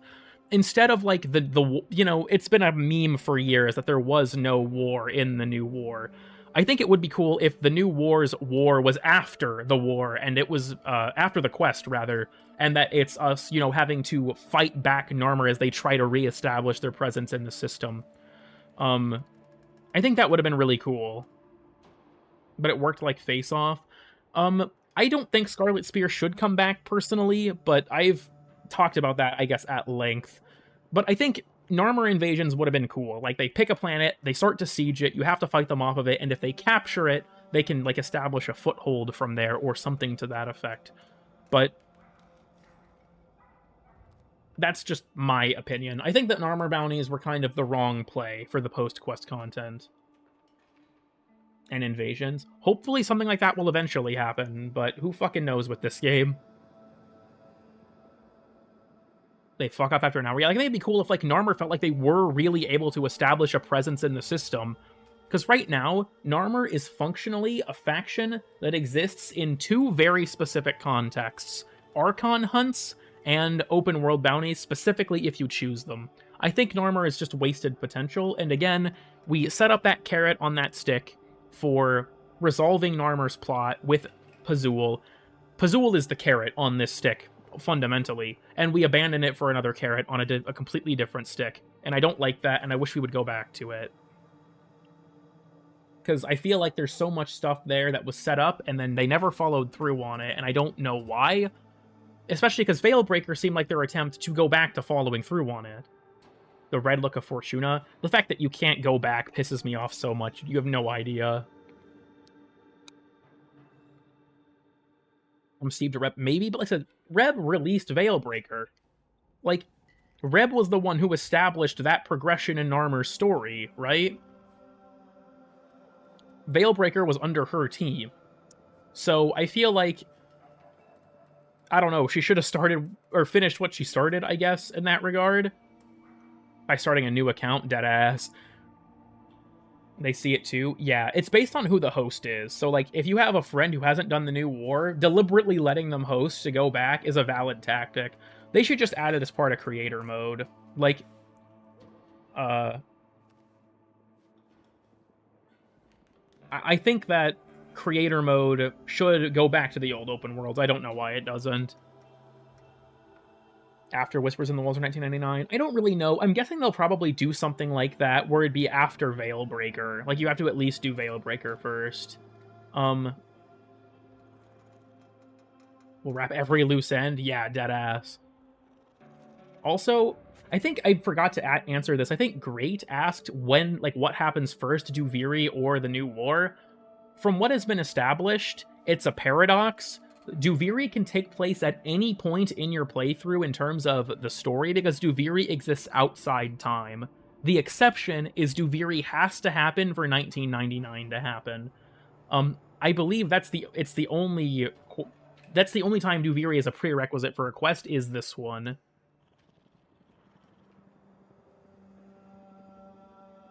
Burn Armor update, yeah, I do hope. My guess is this year will probably be a lot of 1999. And I'm guessing the next update will probably continue to chase the current carrot on a stick, which is the Man in the Wall story.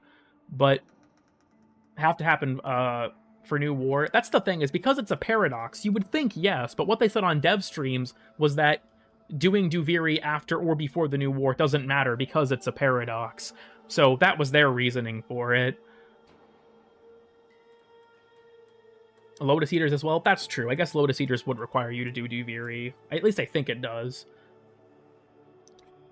But I guess we'll have to see with TennoCon. Like, TennoCon works in cycles where you have what I call an establishing year and a payoff year, where you have an establishing year that sets up an idea, and then that idea is shown again in more detail during the payoff year that comes after.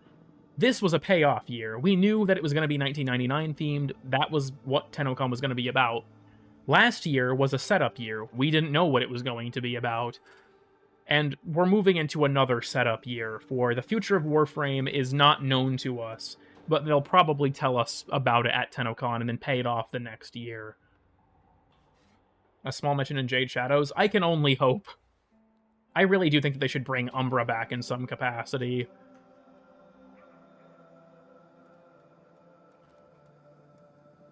Uninstalls Warframe for your hardware, that would be based. Solaris Syndicate to reflect their independence. I think that's honestly why I honestly think that's why we haven't ever actually gotten the third orb, is because that would require the Solaris storyline to progress, because we can kill all 3 of them, which they're cited as one of the main reasons that the Solaris can't leave, if memory serves. Do they follow up on Arthur's pager? I don't think so. At least I haven't found anything about it. Warframe is an MMO. That's the thing, though, is there are storylines that have been concluded. Like, we kill one of the Grineer Queens. That's a pretty big deal. Stuff like that can happen, but it just doesn't as often anymore. I think the main story, like, as well, when it comes to stories concluding, Narmer was seen as the conclusion of the Sentient arc, which was the previous, like, 8 years of the game's story. I do think that, like I said, Narmer still feels like it's too loose end, or like it's got too many loose ends, but will Kuva be brought back up? It's only been brought up in passing, like in the Zeramin, as far as I'm aware. That's the reason that the Kuva Grineer are there, is to harvest Kuva from the Zeramin's, like, void energy, because the goal of the Worm Queen is to revive the Elder Queen. But wasn't shouted at the last thing we did for him. Ropa Lowlist, I think, is technically the latest thing in his progression. Well, no, in the order... No, that would be right, because Nata has to happen before Ropa Lowlist fight, so it would be Ropa Lowlist, I think. Nothing is ever happening. Well, there is, because you have, you know, Nata and the Second Dream address the sentience, and then there was stuff like Orphic's Venom and Scarlet Spear, but the setup of the new war with Scarlet Spear and Orphic's Venom should have stayed in the game, I guess, as opposed to being put as events. Like, the infamous line from Steve, "We're already in the new war," that line of thinking, I think, fucked over the quest pretty bad.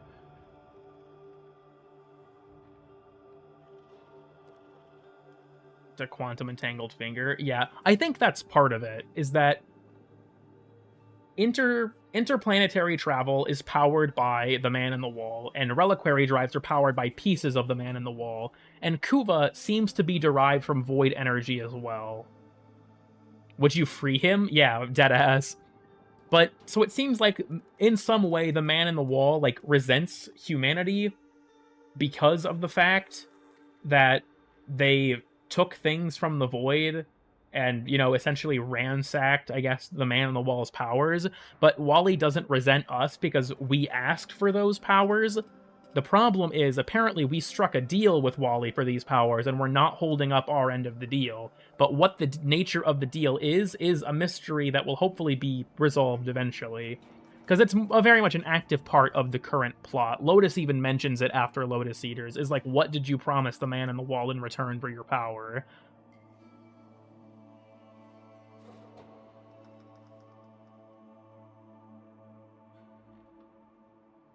Because of Albrecht 2. On some level, I imagine it probably does, yeah. It seems like... Here's my theory, but I have evidence for this, kind of. It seems like the sort of plot with this is the Man in the Wall and is, you know, known as the Great Indifference, right? And the Man in the Wall does not comprehend positive emotions. The Man in the Wall inflicts pain and suffering on others, right? Like how it torments us in 1999 with seeing the deaths of everyone. But it seems like, to that end, acts of, like, kindness or affection are what are the antidote to the Man in the Wall's influence. And so, to that end, that's why I think we can't stop what happens at the reactor until we know and care about everyone in 1999, because that's the power that Wally doesn't understand. It's sort of the same deal with, like, what was elaborated on in... What was it? I think Tagfer talks about it, is that the Man on the Wall isn't necessarily malicious in his view, so much as that the Man on the Wall doesn't understand what's going on with the Kavya, because the Kavya see themselves as, like, a family, and Tagfer thinks that the Man on the Wall wants to feel like it's part of that family, but it doesn't know how to integrate itself because it doesn't understand positive emotions. That's also why at the end of Whisper in the Walls, we don't defeat Wally by fighting him, but by showing him an act of kindness through the vessel, and that makes him stop. So it seems like that's kind of the... Like, the Man on the Wall is a malicious entity, but the question of it is that malice something that it does because it fully understands what it's doing, or because it doesn't know any other way? And there's also the element of, like, Albrecht says it in the quest, where it's like, that's the poison to your plan, love, in terms of when Wally's turning into Lloyd to mess with him. So that's sort of my interpretation, at least, is that the man on the wall doesn't, like, he is the great indifference, and so the positive emotions of being connected to someone, you know, is what ultimately is able to defeat him, which is also probably part of why he's taken so much interest in Albrecht as well. But the main reason for that I mentioned is because Albrecht kind of gave him form when he arrived in the Void. They've been full of negative emotions. That's certainly possible.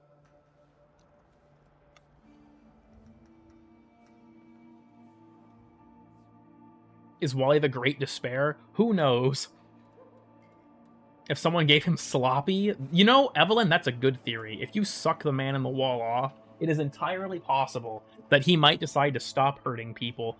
Look, all I'm saying is this is a good theory and we're going to run with it. If you have any conflict with another person in your life, the answer is to suck them off.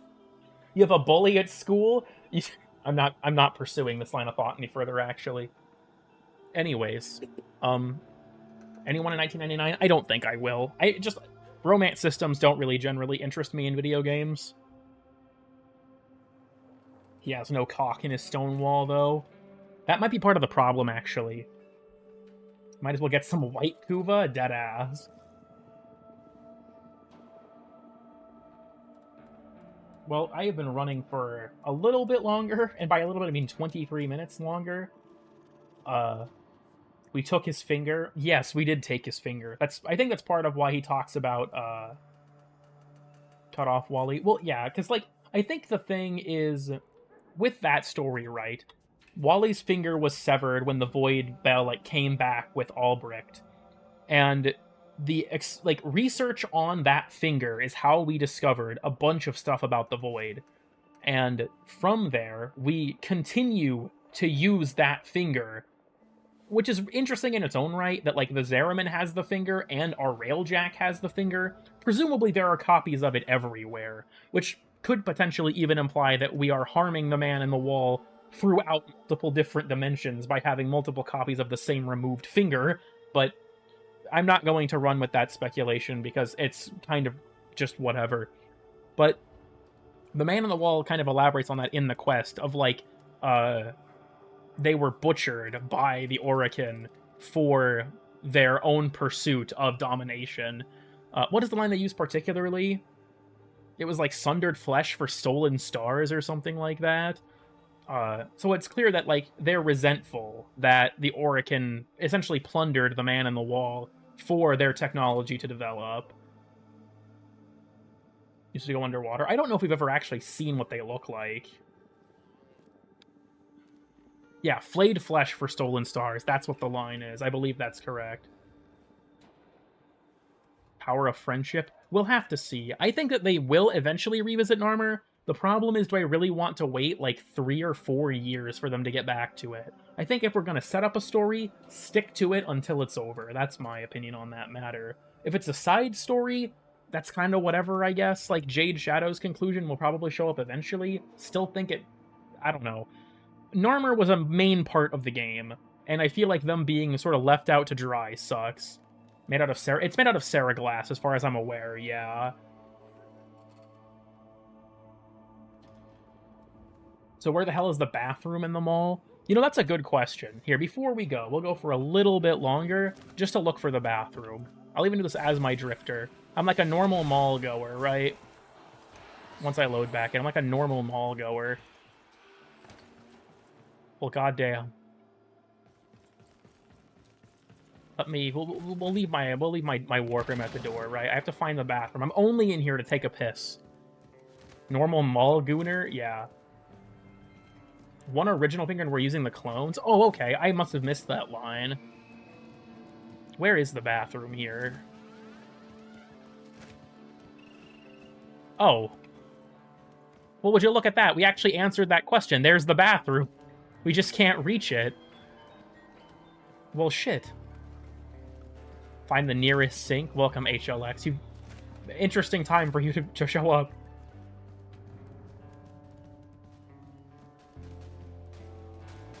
with not wrapping up armor properly. I think that's fair.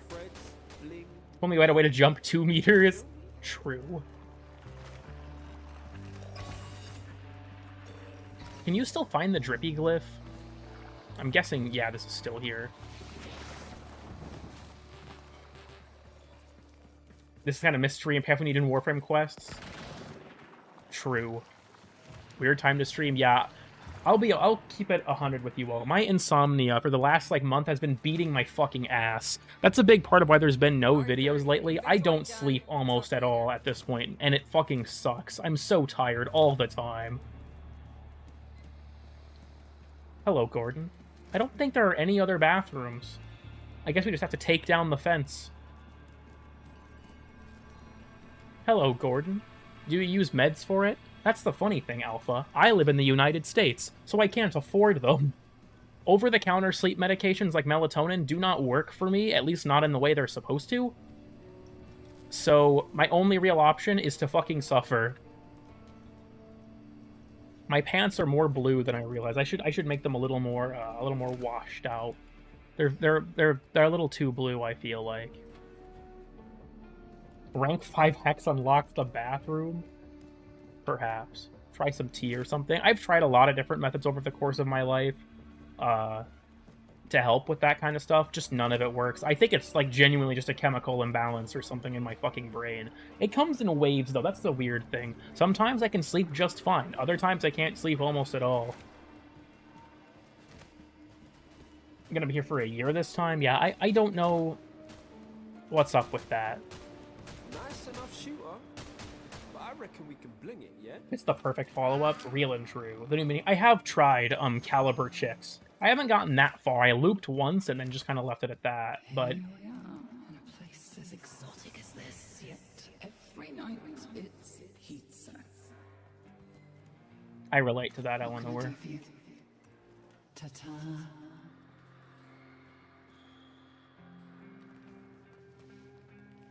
Yeah, and that's the thing is like I get that it's like not malicious or like how do I put this? It's something I think Hakita put well, where it's like when someone tells you something that they're not trying to be malicious about, but it's something that you like are kind of tired of explaining, I guess.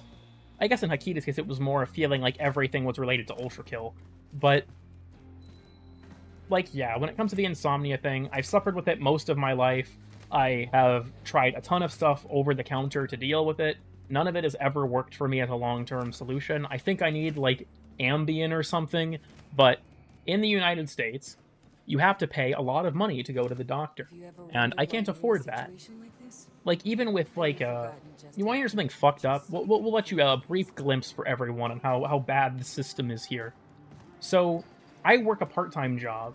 Between that and YouTube, right?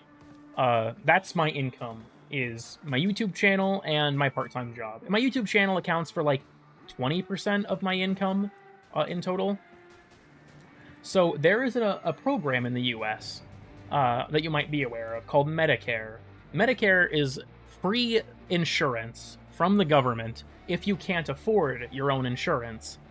The question is, what does the government consider affordable? Well, you have to make basically nothing, apparently, because I was sent information on how to apply for the state healthcare. And I went through the marketplace process, signed up for it, and they were like, okay, you don't qualify for state healthcare, despite your income being a part-time job. But we'll connect you with healthcare providers in order to get you a plan at an affordable rate. The cheapest rate that I could pay for health insurance was $200 a month. That's ridiculous. At that point, I should just save that money myself. And that's, I guess, just to put that into perspective. I cannot afford to get on any form of state insurance or state assistance on a part-time income.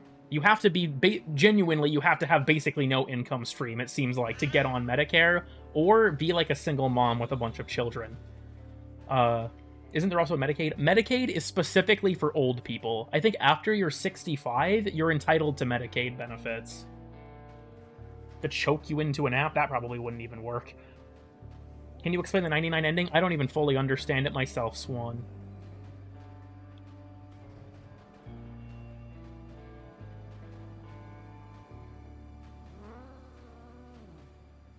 But yeah, because the US sucks. Like, here's the thing, right? I have plenty of shit to keep me awake, even beyond a chronic inability to sleep. I have a very active brain. I think about shit constantly. You know, have you guys heard of the thing with, like, the people who don't have internal monologues versus people who do? Like, I don't want to say thought experiment, but so much as, like, realization. I am very much an internal monologue person. My internal monologue never stops. And so I struggle to sleep already for that reason. But even beyond that, if I'm just, like, fucking exhausted, like, I am just completely wiped, I've been up for, like, over a day, sometimes I still can't sleep. You got ADHD by chance? Not so far as I'm aware. My mom does have ADD. Maybe I get it from her, who knows. But if you insure yourself... Yeah, and that's the thing with, like, I guess I don't know what it's like there, but in terms of, like, income thresholds and things like that. But it's... I don't know. Like, I'll level with you all on this real quick. The reason I don't upload that often is not necessarily because my videos are multiple months worth of difficult to make. Sometimes they are. Normally they're not. The problem is that I don't ever fucking sleep, and when I'm tired, I don't have the energy to do anything. That's, like, the fundamental reason that it takes me so long to make things. Is that even though, like, the stuff I make, I could make a lot of the videos I make in a week, if I was, like, really gonna knuckle down on them. But if I'm, like, most of the videos I make are during those periods of time where my sleep is mostly normal. If I'm not getting good sleep, I can't focus on anything. And so I just, like, don't make shit. Like, the next video I've been working on has just been agonizing. Like, I have so little energy to actually work on it that I struggle to make any real progress, because just working on it's agonizing. See, SpongeBob, this is why I voted for Biden. So you can upload? Not necessarily. Look, here in America, we have plenty of funny things related to the healthcare system, right? The biggest health insurance provider CEO was just assassinated. I think that should put into perspective how fucked up things are here. That someone did that, and nobody is in the least bit sad about it happening. Just unlocked it and played it. I have not gotten to the finale, and I ask if anyone has gotten the bug that has given them the finale, please do not spoil it.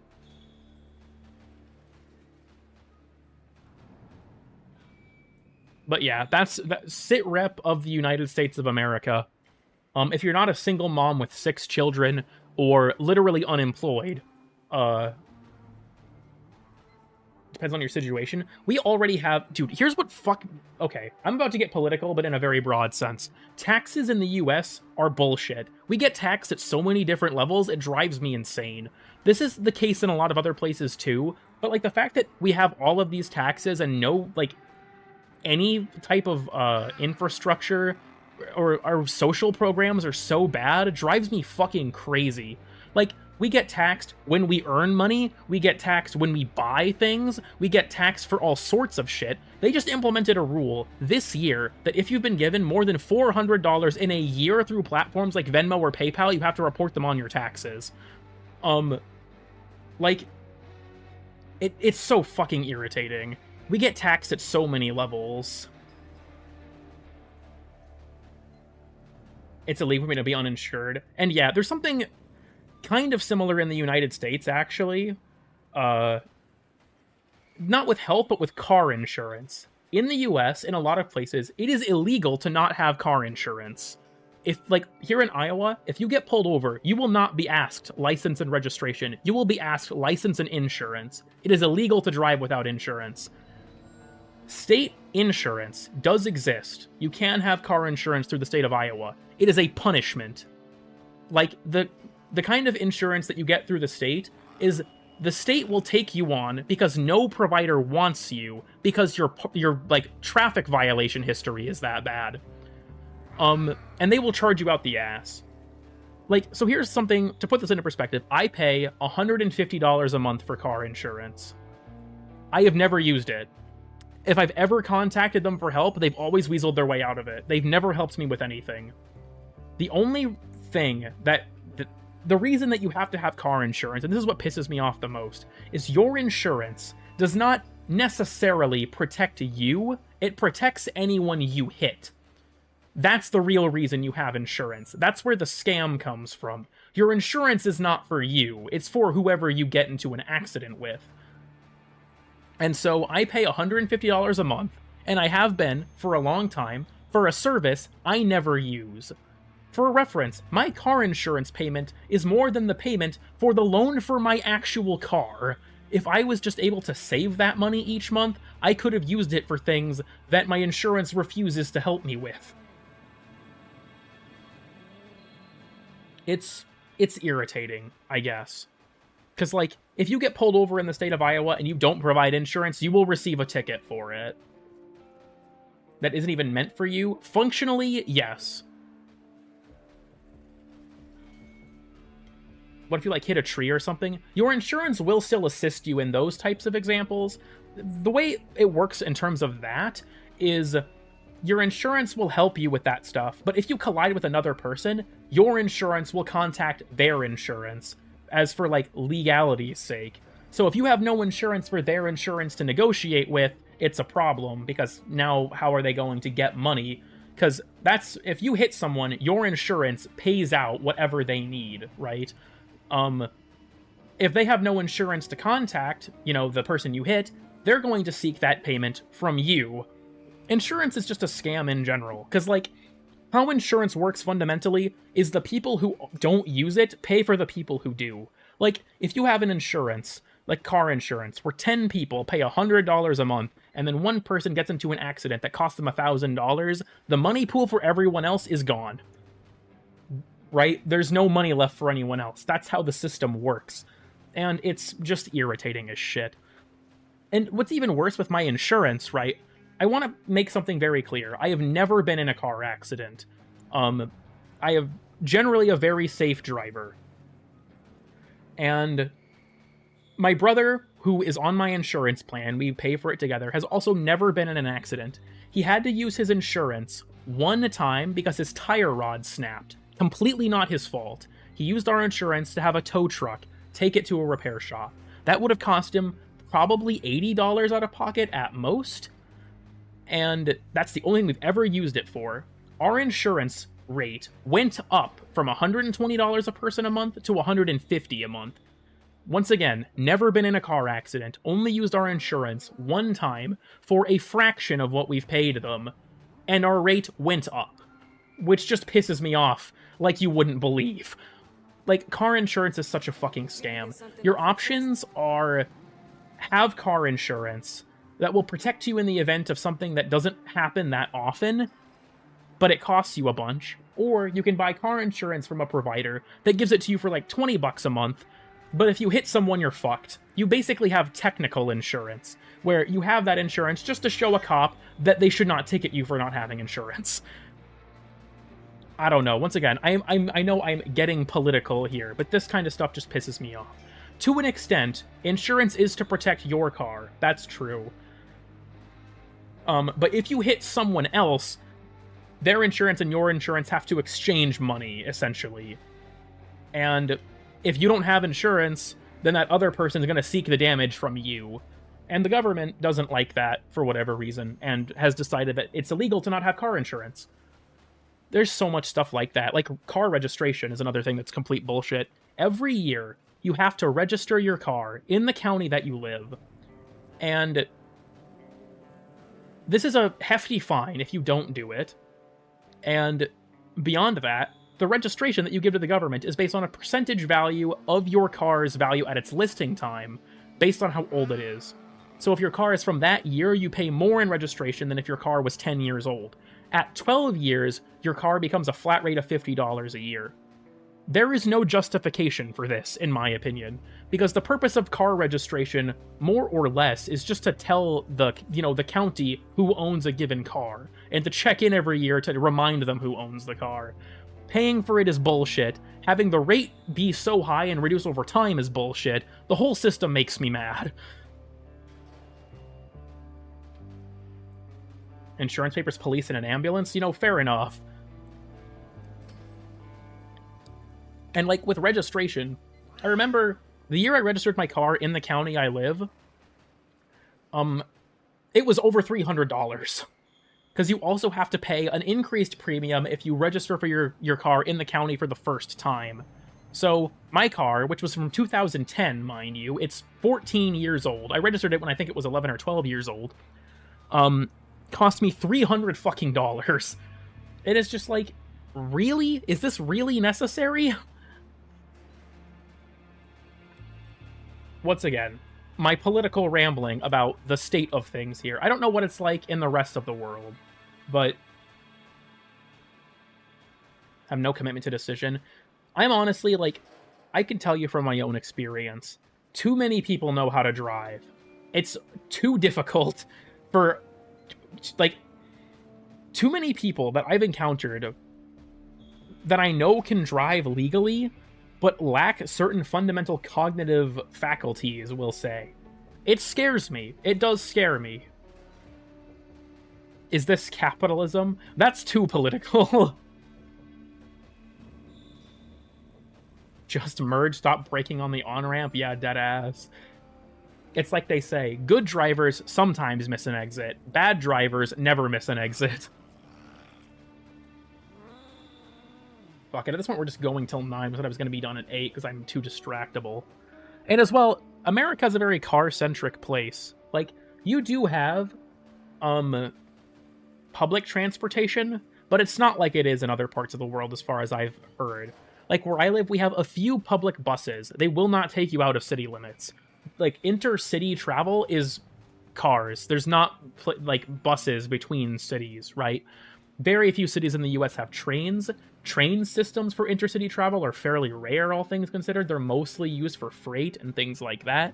Public transportation is not that big of a thing here that a lot of Europe has. And that's true. The size is a considerable factor. But I also think that, like, expanding the infrastructure for things like trains between cities is totally possible. It's just that that's not, I guess, where the money wants to go.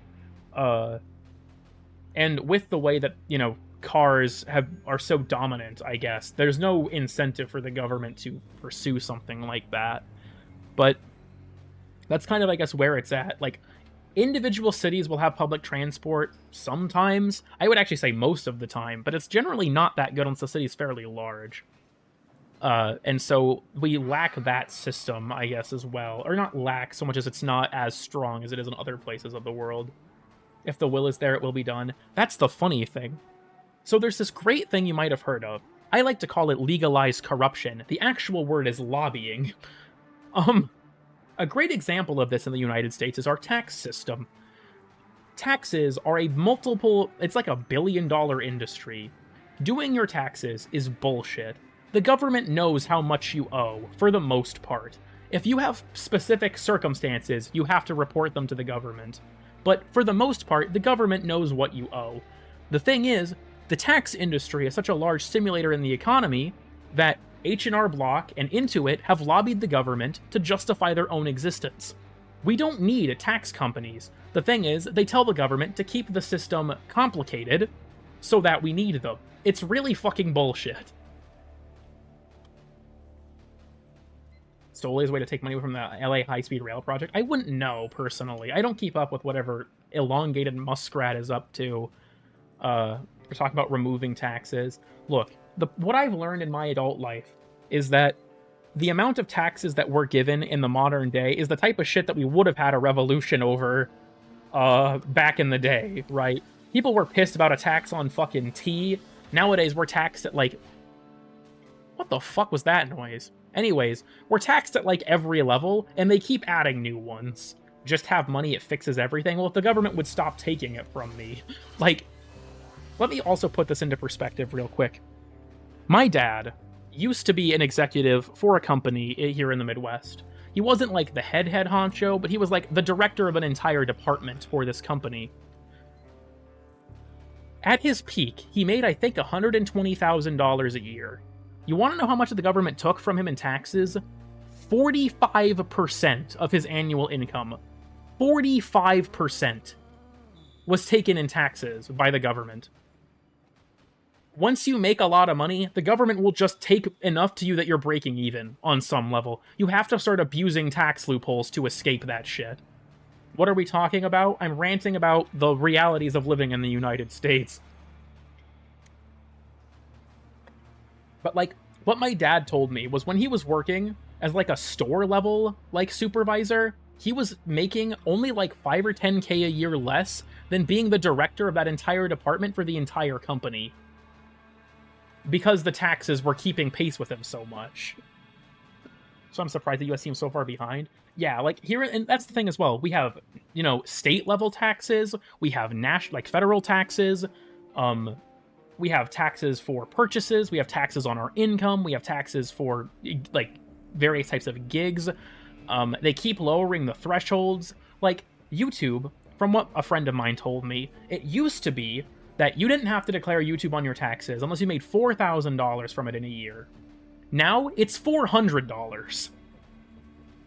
They keep lowering the thresholds, keep taking more in taxes, and what do we get for it? Nothing? Each year on tax if you include sales? That's fucking crazy. I guess I don't know where you're from, cows, but isn't it actually leveling to 30% depending? I'm not entirely sure. This is just what my dad told me, that it was 45% of his income all told. He may have been including things like sales tax or, you know, taxes like Medicaid that you pay into and stuff like that. But that's the thing, is we pay quite a bit in taxes. Not as much as places like Canada, but quite a bit. And we don't have much to show for it, honestly. We don't have much to show for it. Had a stable political system? If you look at graphs in the US or statistics for, like, inter-party collaboration between the Democrats and the Republicans, after, I want to say it was starting with George Bush, Jr., not Senior, it started to like, die off. And then I think it was after Donald Trump's first election, it just completely collapsed. So the US political system has been fairly unstable for a while now. Because, like, over time, the two parties, because let's be real, US is a two-party system. The Libertarian and the Green Party don't exist at this point. The two parties collaborate a lot less and have gotten more and more extreme over time. We're getting straight up political at this point, but this is just, like, you can look at the data, this is just empirically true. That there's a fourth. The other two major forces in the United States in terms of, well, there's a few. The Libertarian is, like, the classical third party. There's also the Green Party, and I think they're called the Constitution Party, but they don't win anything, so they don't matter. That sucks. I would say starting with specifically Obama's win in 2008 was where it sort of began, but things weren't nearly as bad until Trump got elected in terms of the political system in general. Like for example, like, people heckling Obama during, like, meetings in, like, Congress and stuff, unheard of until it happened to President Obama, and it was seen as, like, a really low blow to interrupt the president during something that important. Now it's commonplace for that kind of shit to happen. The catalyst for it, I think, was kind of like the George Bush era, and then post-2016, it just went insane. But as far as more, that's kind of, as far as I'm aware, again, that's kind of where it started, and it just went nuts after Trump got elected. With nothing to show for it. Yeah, you know, once again, that's pretty political, but also that's pretty true. I'm not gonna lie. But yeah, I don't know. The state of US politics is there are no winners. I'm just going to keep it 100 with you. There are no winners. Everything sucks in terms of modern US politics. I remember when Joe Biden ran in 2020 on the platform Return to Normalcy, and then he pulled up and was the least liked administration in US history. So that's grim. Favorite online song? Well, there's only two, but I guess probably The Great Despair. Also, I don't know any optimized way to fight the boss in the face-off missions yet, personally. lethal, non-lethal. Maybe that's what it takes. But yeah, I hope, as most of the people that watch my channel are American, but at this hour, I imagine a lot of you are probably not American. But I think that, like, I hope the US returns to normalcy for real, but politics is such a clown show of extremists that I'm not holding my breath. Like, the shit is genuinely crazy. We have politicians in office, here and in most places, honestly, that will just, like, spout the most insane misinformation. It got me fucked up, for real, until Afghanistan pulled out. That was a big, like, political, again, but there's more to it than that, specifically in regards to the economy suffering so much under the Biden administration, with, you know, runaway inflation because of printing money during the pandemic, the supply chain crisis happened, all that kind of stuff, I think was what really took a toll on... Because, like, with... Like, polls and stuff show that the vast majority of people that voted for Donald Trump voted on the issue of the economy. And that's just kind of how that is. For at least 20 years? Probably not. Like, I watched a debate between Mitt Romney and Obama. I think that was in 2012. And it was bizarre because it was so normal. Like, Mitt Romney and Obama had clear mutual respect for each other, didn't interrupt each other, didn't make personal attacks towards each other, explained their positions when asked questions. It was like what you would expect from a debate. Nowadays, that's not what happens. And it's just like, damn, dude, what the fuck happened to politics in the US? Really, I've heard it's pretty bad in a lot of places, but I don't know, dude, it's fucked. Especially with, like, in the United States in particular. And again, I'm not trying to advocate for any particular position. I kind of want to make that clear. I think that a lot of this shit has just been a mess regardless of what team you want to bat for. I don't care. Politicians work against my interests regardless of what party they're a part of most of the time. But, in regards to, like, the candidacy, right?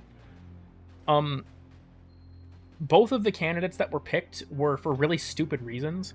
Donald Trump was the Republican candidate, again, realistically, because he threatened to make his own party.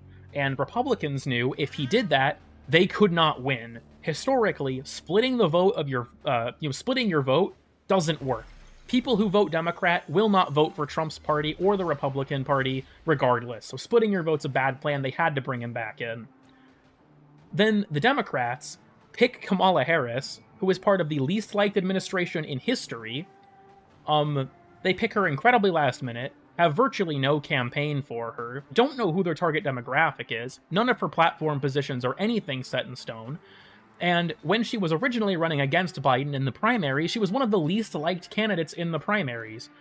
I think she barely broke 1,000 votes. So, both of our candidates sucked. And it's just like, damn, bro. We out here losing in the United States. Again, sorry to get so political. I'm tired enough that I'm just ranting for what's on my mind. But I guess frequent stream viewers are probably used to this shit, because I do this on stream all the fucking time. But that's just kind of how it is. Sit rep from the US when one side does actually bad shit. That's actually fair. Alongside recorded political speeches is crazy. You know what fucks with me about this as well? You guys know Tim Walz, the person who was running for vice president? He's like a normal guy. Like, he doesn't even own his house. He makes like, I think it was like 40K something K a year from his job. He was the only person running that wasn't a millionaire. Like, why wasn't Tim Walz the candidate for the Democrats? He was a normal person. Like, what the fuck? I don't know. Tim Walz was just like a normal dude. If you told me he wasn't a politician and worked in, like, construction, I would have believed you, because he didn't seem like a politician at all. But people don't vote based on who's the vice president. I don't know. If Tim Walz was the candidate, I think he would have had a much better chance, because he was a normal fucking dude. He didn't fuck a couch as well. Remember, the JD in JD Vance stands for Jorkin de Penis. That's what that really means. Dude, JD Vance is like the least liked politician alive, and he still is now the vice president. That puts into perspective how things are. What is that sound behind you? From in-game? I'm not sure. Who fucked a what now? JD Vance is an interesting person. Let me just put it that way.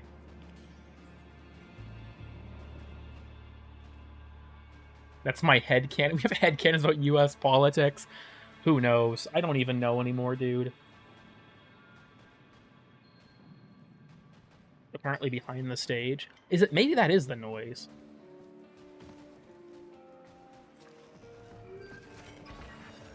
The guy. Well, I guess here he is. Hey, buddy. Your vice president is Elon. Elon now heads a new government department. Unfortunately. You forgot your meds? You know, I believe it. Plant, the ficus. You know, I'm getting back on the ledge. Elon Musk holding a major government position is frightening. I won't lie to you all about that. But that's besides the point.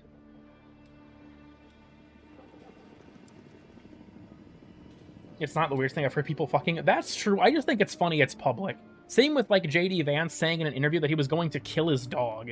Shit like that is just like, why do we know this? Is baffling. It's a lot. I'll be honest with you. Like, this is something I'm not super versed in. Like, I have a decent understanding of politics, but not the minutia of it. And like I said, the point of this discussion is not to try and say that you should, like, feel one way or the other about a particular group. It's that everyone sucks, if you ask me, and it kind of sucks to be in the position of having to pick a lesser evil all the fucking time.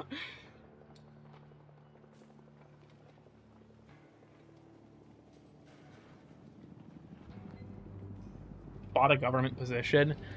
Twitter is still such a shit show.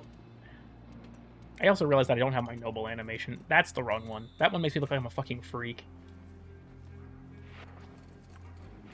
Be Loki just a chill guy? You know, deadass. Greetings. Can I handshake this person? Oh no, I scared them off. Never mind. Fuck it. Cheats the emote for today. Hell yeah. This will be how we end the stream. But yeah, again, I'm sorry if I frightened away all my viewers by talking about the state of the United States for the past hour, but there's your US sitrep check-in. This all started from the fact that I was bitching that I can't afford medical care in this fucking country.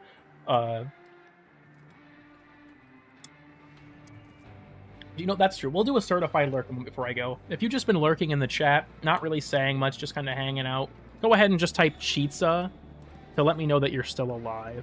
Go ahead and type Cheetza. Just to check in on all you, everyone. Yeah, we had some Cheetas coming in. Thank you all. Like I said, I just have to check from time to time. It was medical care all along. I have a few Cheetas here. Here's the Cheetsa. They finally added it to Warframe. Whenever I lose face-off and have to make the opposing team a pizza, I make them the Cheetsa. For his meds? Yeah, that's just the reality. Look, I'm tired, and so my normal filter for these things is not on currently. So that's why I'm talking about crazy shit. Is that I'm exhausted. But that's just how things be. This looks like an edited image. Honestly, it does. Something about this pizza to me makes me want to say that it looks almost like it's AI generated, but I don't want to make that claim without significant evidence. It just looks wrong. The Hex character tier list? That's probably more divisive, bro.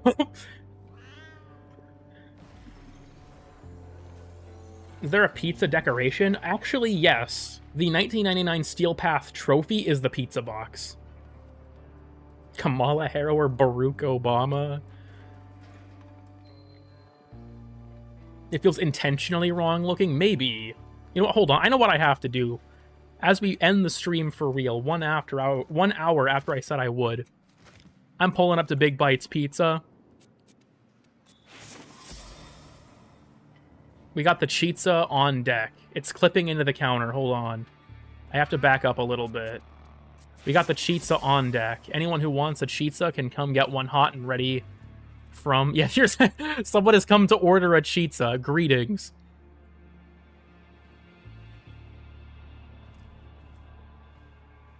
He seems to just be perusing.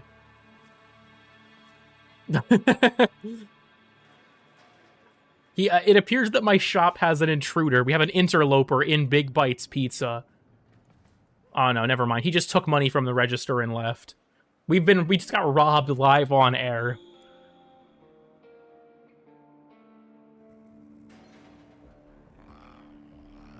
I can progress his quest faster. I think it's a funny detail, honestly. You've entered the finding out phase. That line does go hard. Can I see Bucket Ben? You know what? Fuck it. Yeah, we're going to end the stream right now for real this time with Bucket Ben. Let me grab Bucket Ben. I think he's in this folder. He's at, like, the bottom of it.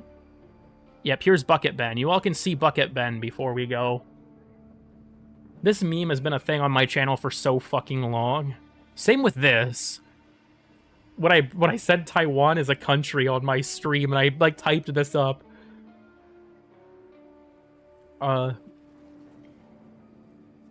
What else is in here? Right? We have the blue lobster. I'm not showing that image, actually. There's a lot of weird things. We have the Duviri Paradox stream thumbnail that Rose helped me make. This image is hilarious. I love this.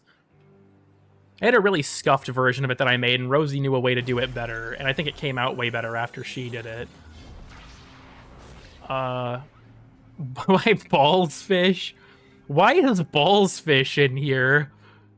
I also have the Sisyphus image. I need to replace that with the Cool Kid version. Why is this in here? I don't know why that's in here. We have the Gator explosion. This... I forgot about this. And then we still have the original PC build from the video Blueprint made. I also still have the reaction hell image, if you guys remember this. Okay, one last thing. Funny Cam. Funny Cam got destroyed by a recent OBS update. I don't know why it looks like this. It's so bad. I don't know if the extent of this is coming through on stream. This looks like I'm watching, like, a VHS with, like, a century of generation loss. I don't know what's causing this. I think I have a stream plugin, or, like, an OBS plugin that's broken, and it's causing this to happen. But, genuinely, this is like I took a VHS and copied it, like, 4,000 times. I think it's funny, though. It is genuinely funnier this way. The worse it looks, the funnier it is. So, I haven't touched it. Anyways, I'm gonna go ahead and cut the stream here. Thank you all for watching. New content soon, eventually, hopefully. But thank you all for stopping by. I hope to have my next video out before Christmas. Shouldn't be that hard if I actually start to sleep normally enough to have the energy to make things. But the next video is going to be, well, 2 videos. The Exalted Weapons series introduction and Exalted Blade will be the first video of the series. So we got those 2 coming out relatively soon, and then my goal is, like, once every other week, if not every week if I can, release episodes of the series till it's done, and then we'll kind of go from there. But I want to finally get the Exalted Weapon shit dealt with, because it's been on the docket for so long. But thank you all for watching. Discord's in the description. VOD playlist is in the description. Make sure to visit dickandnuts.com. And yeah, I'm out of here. See ya.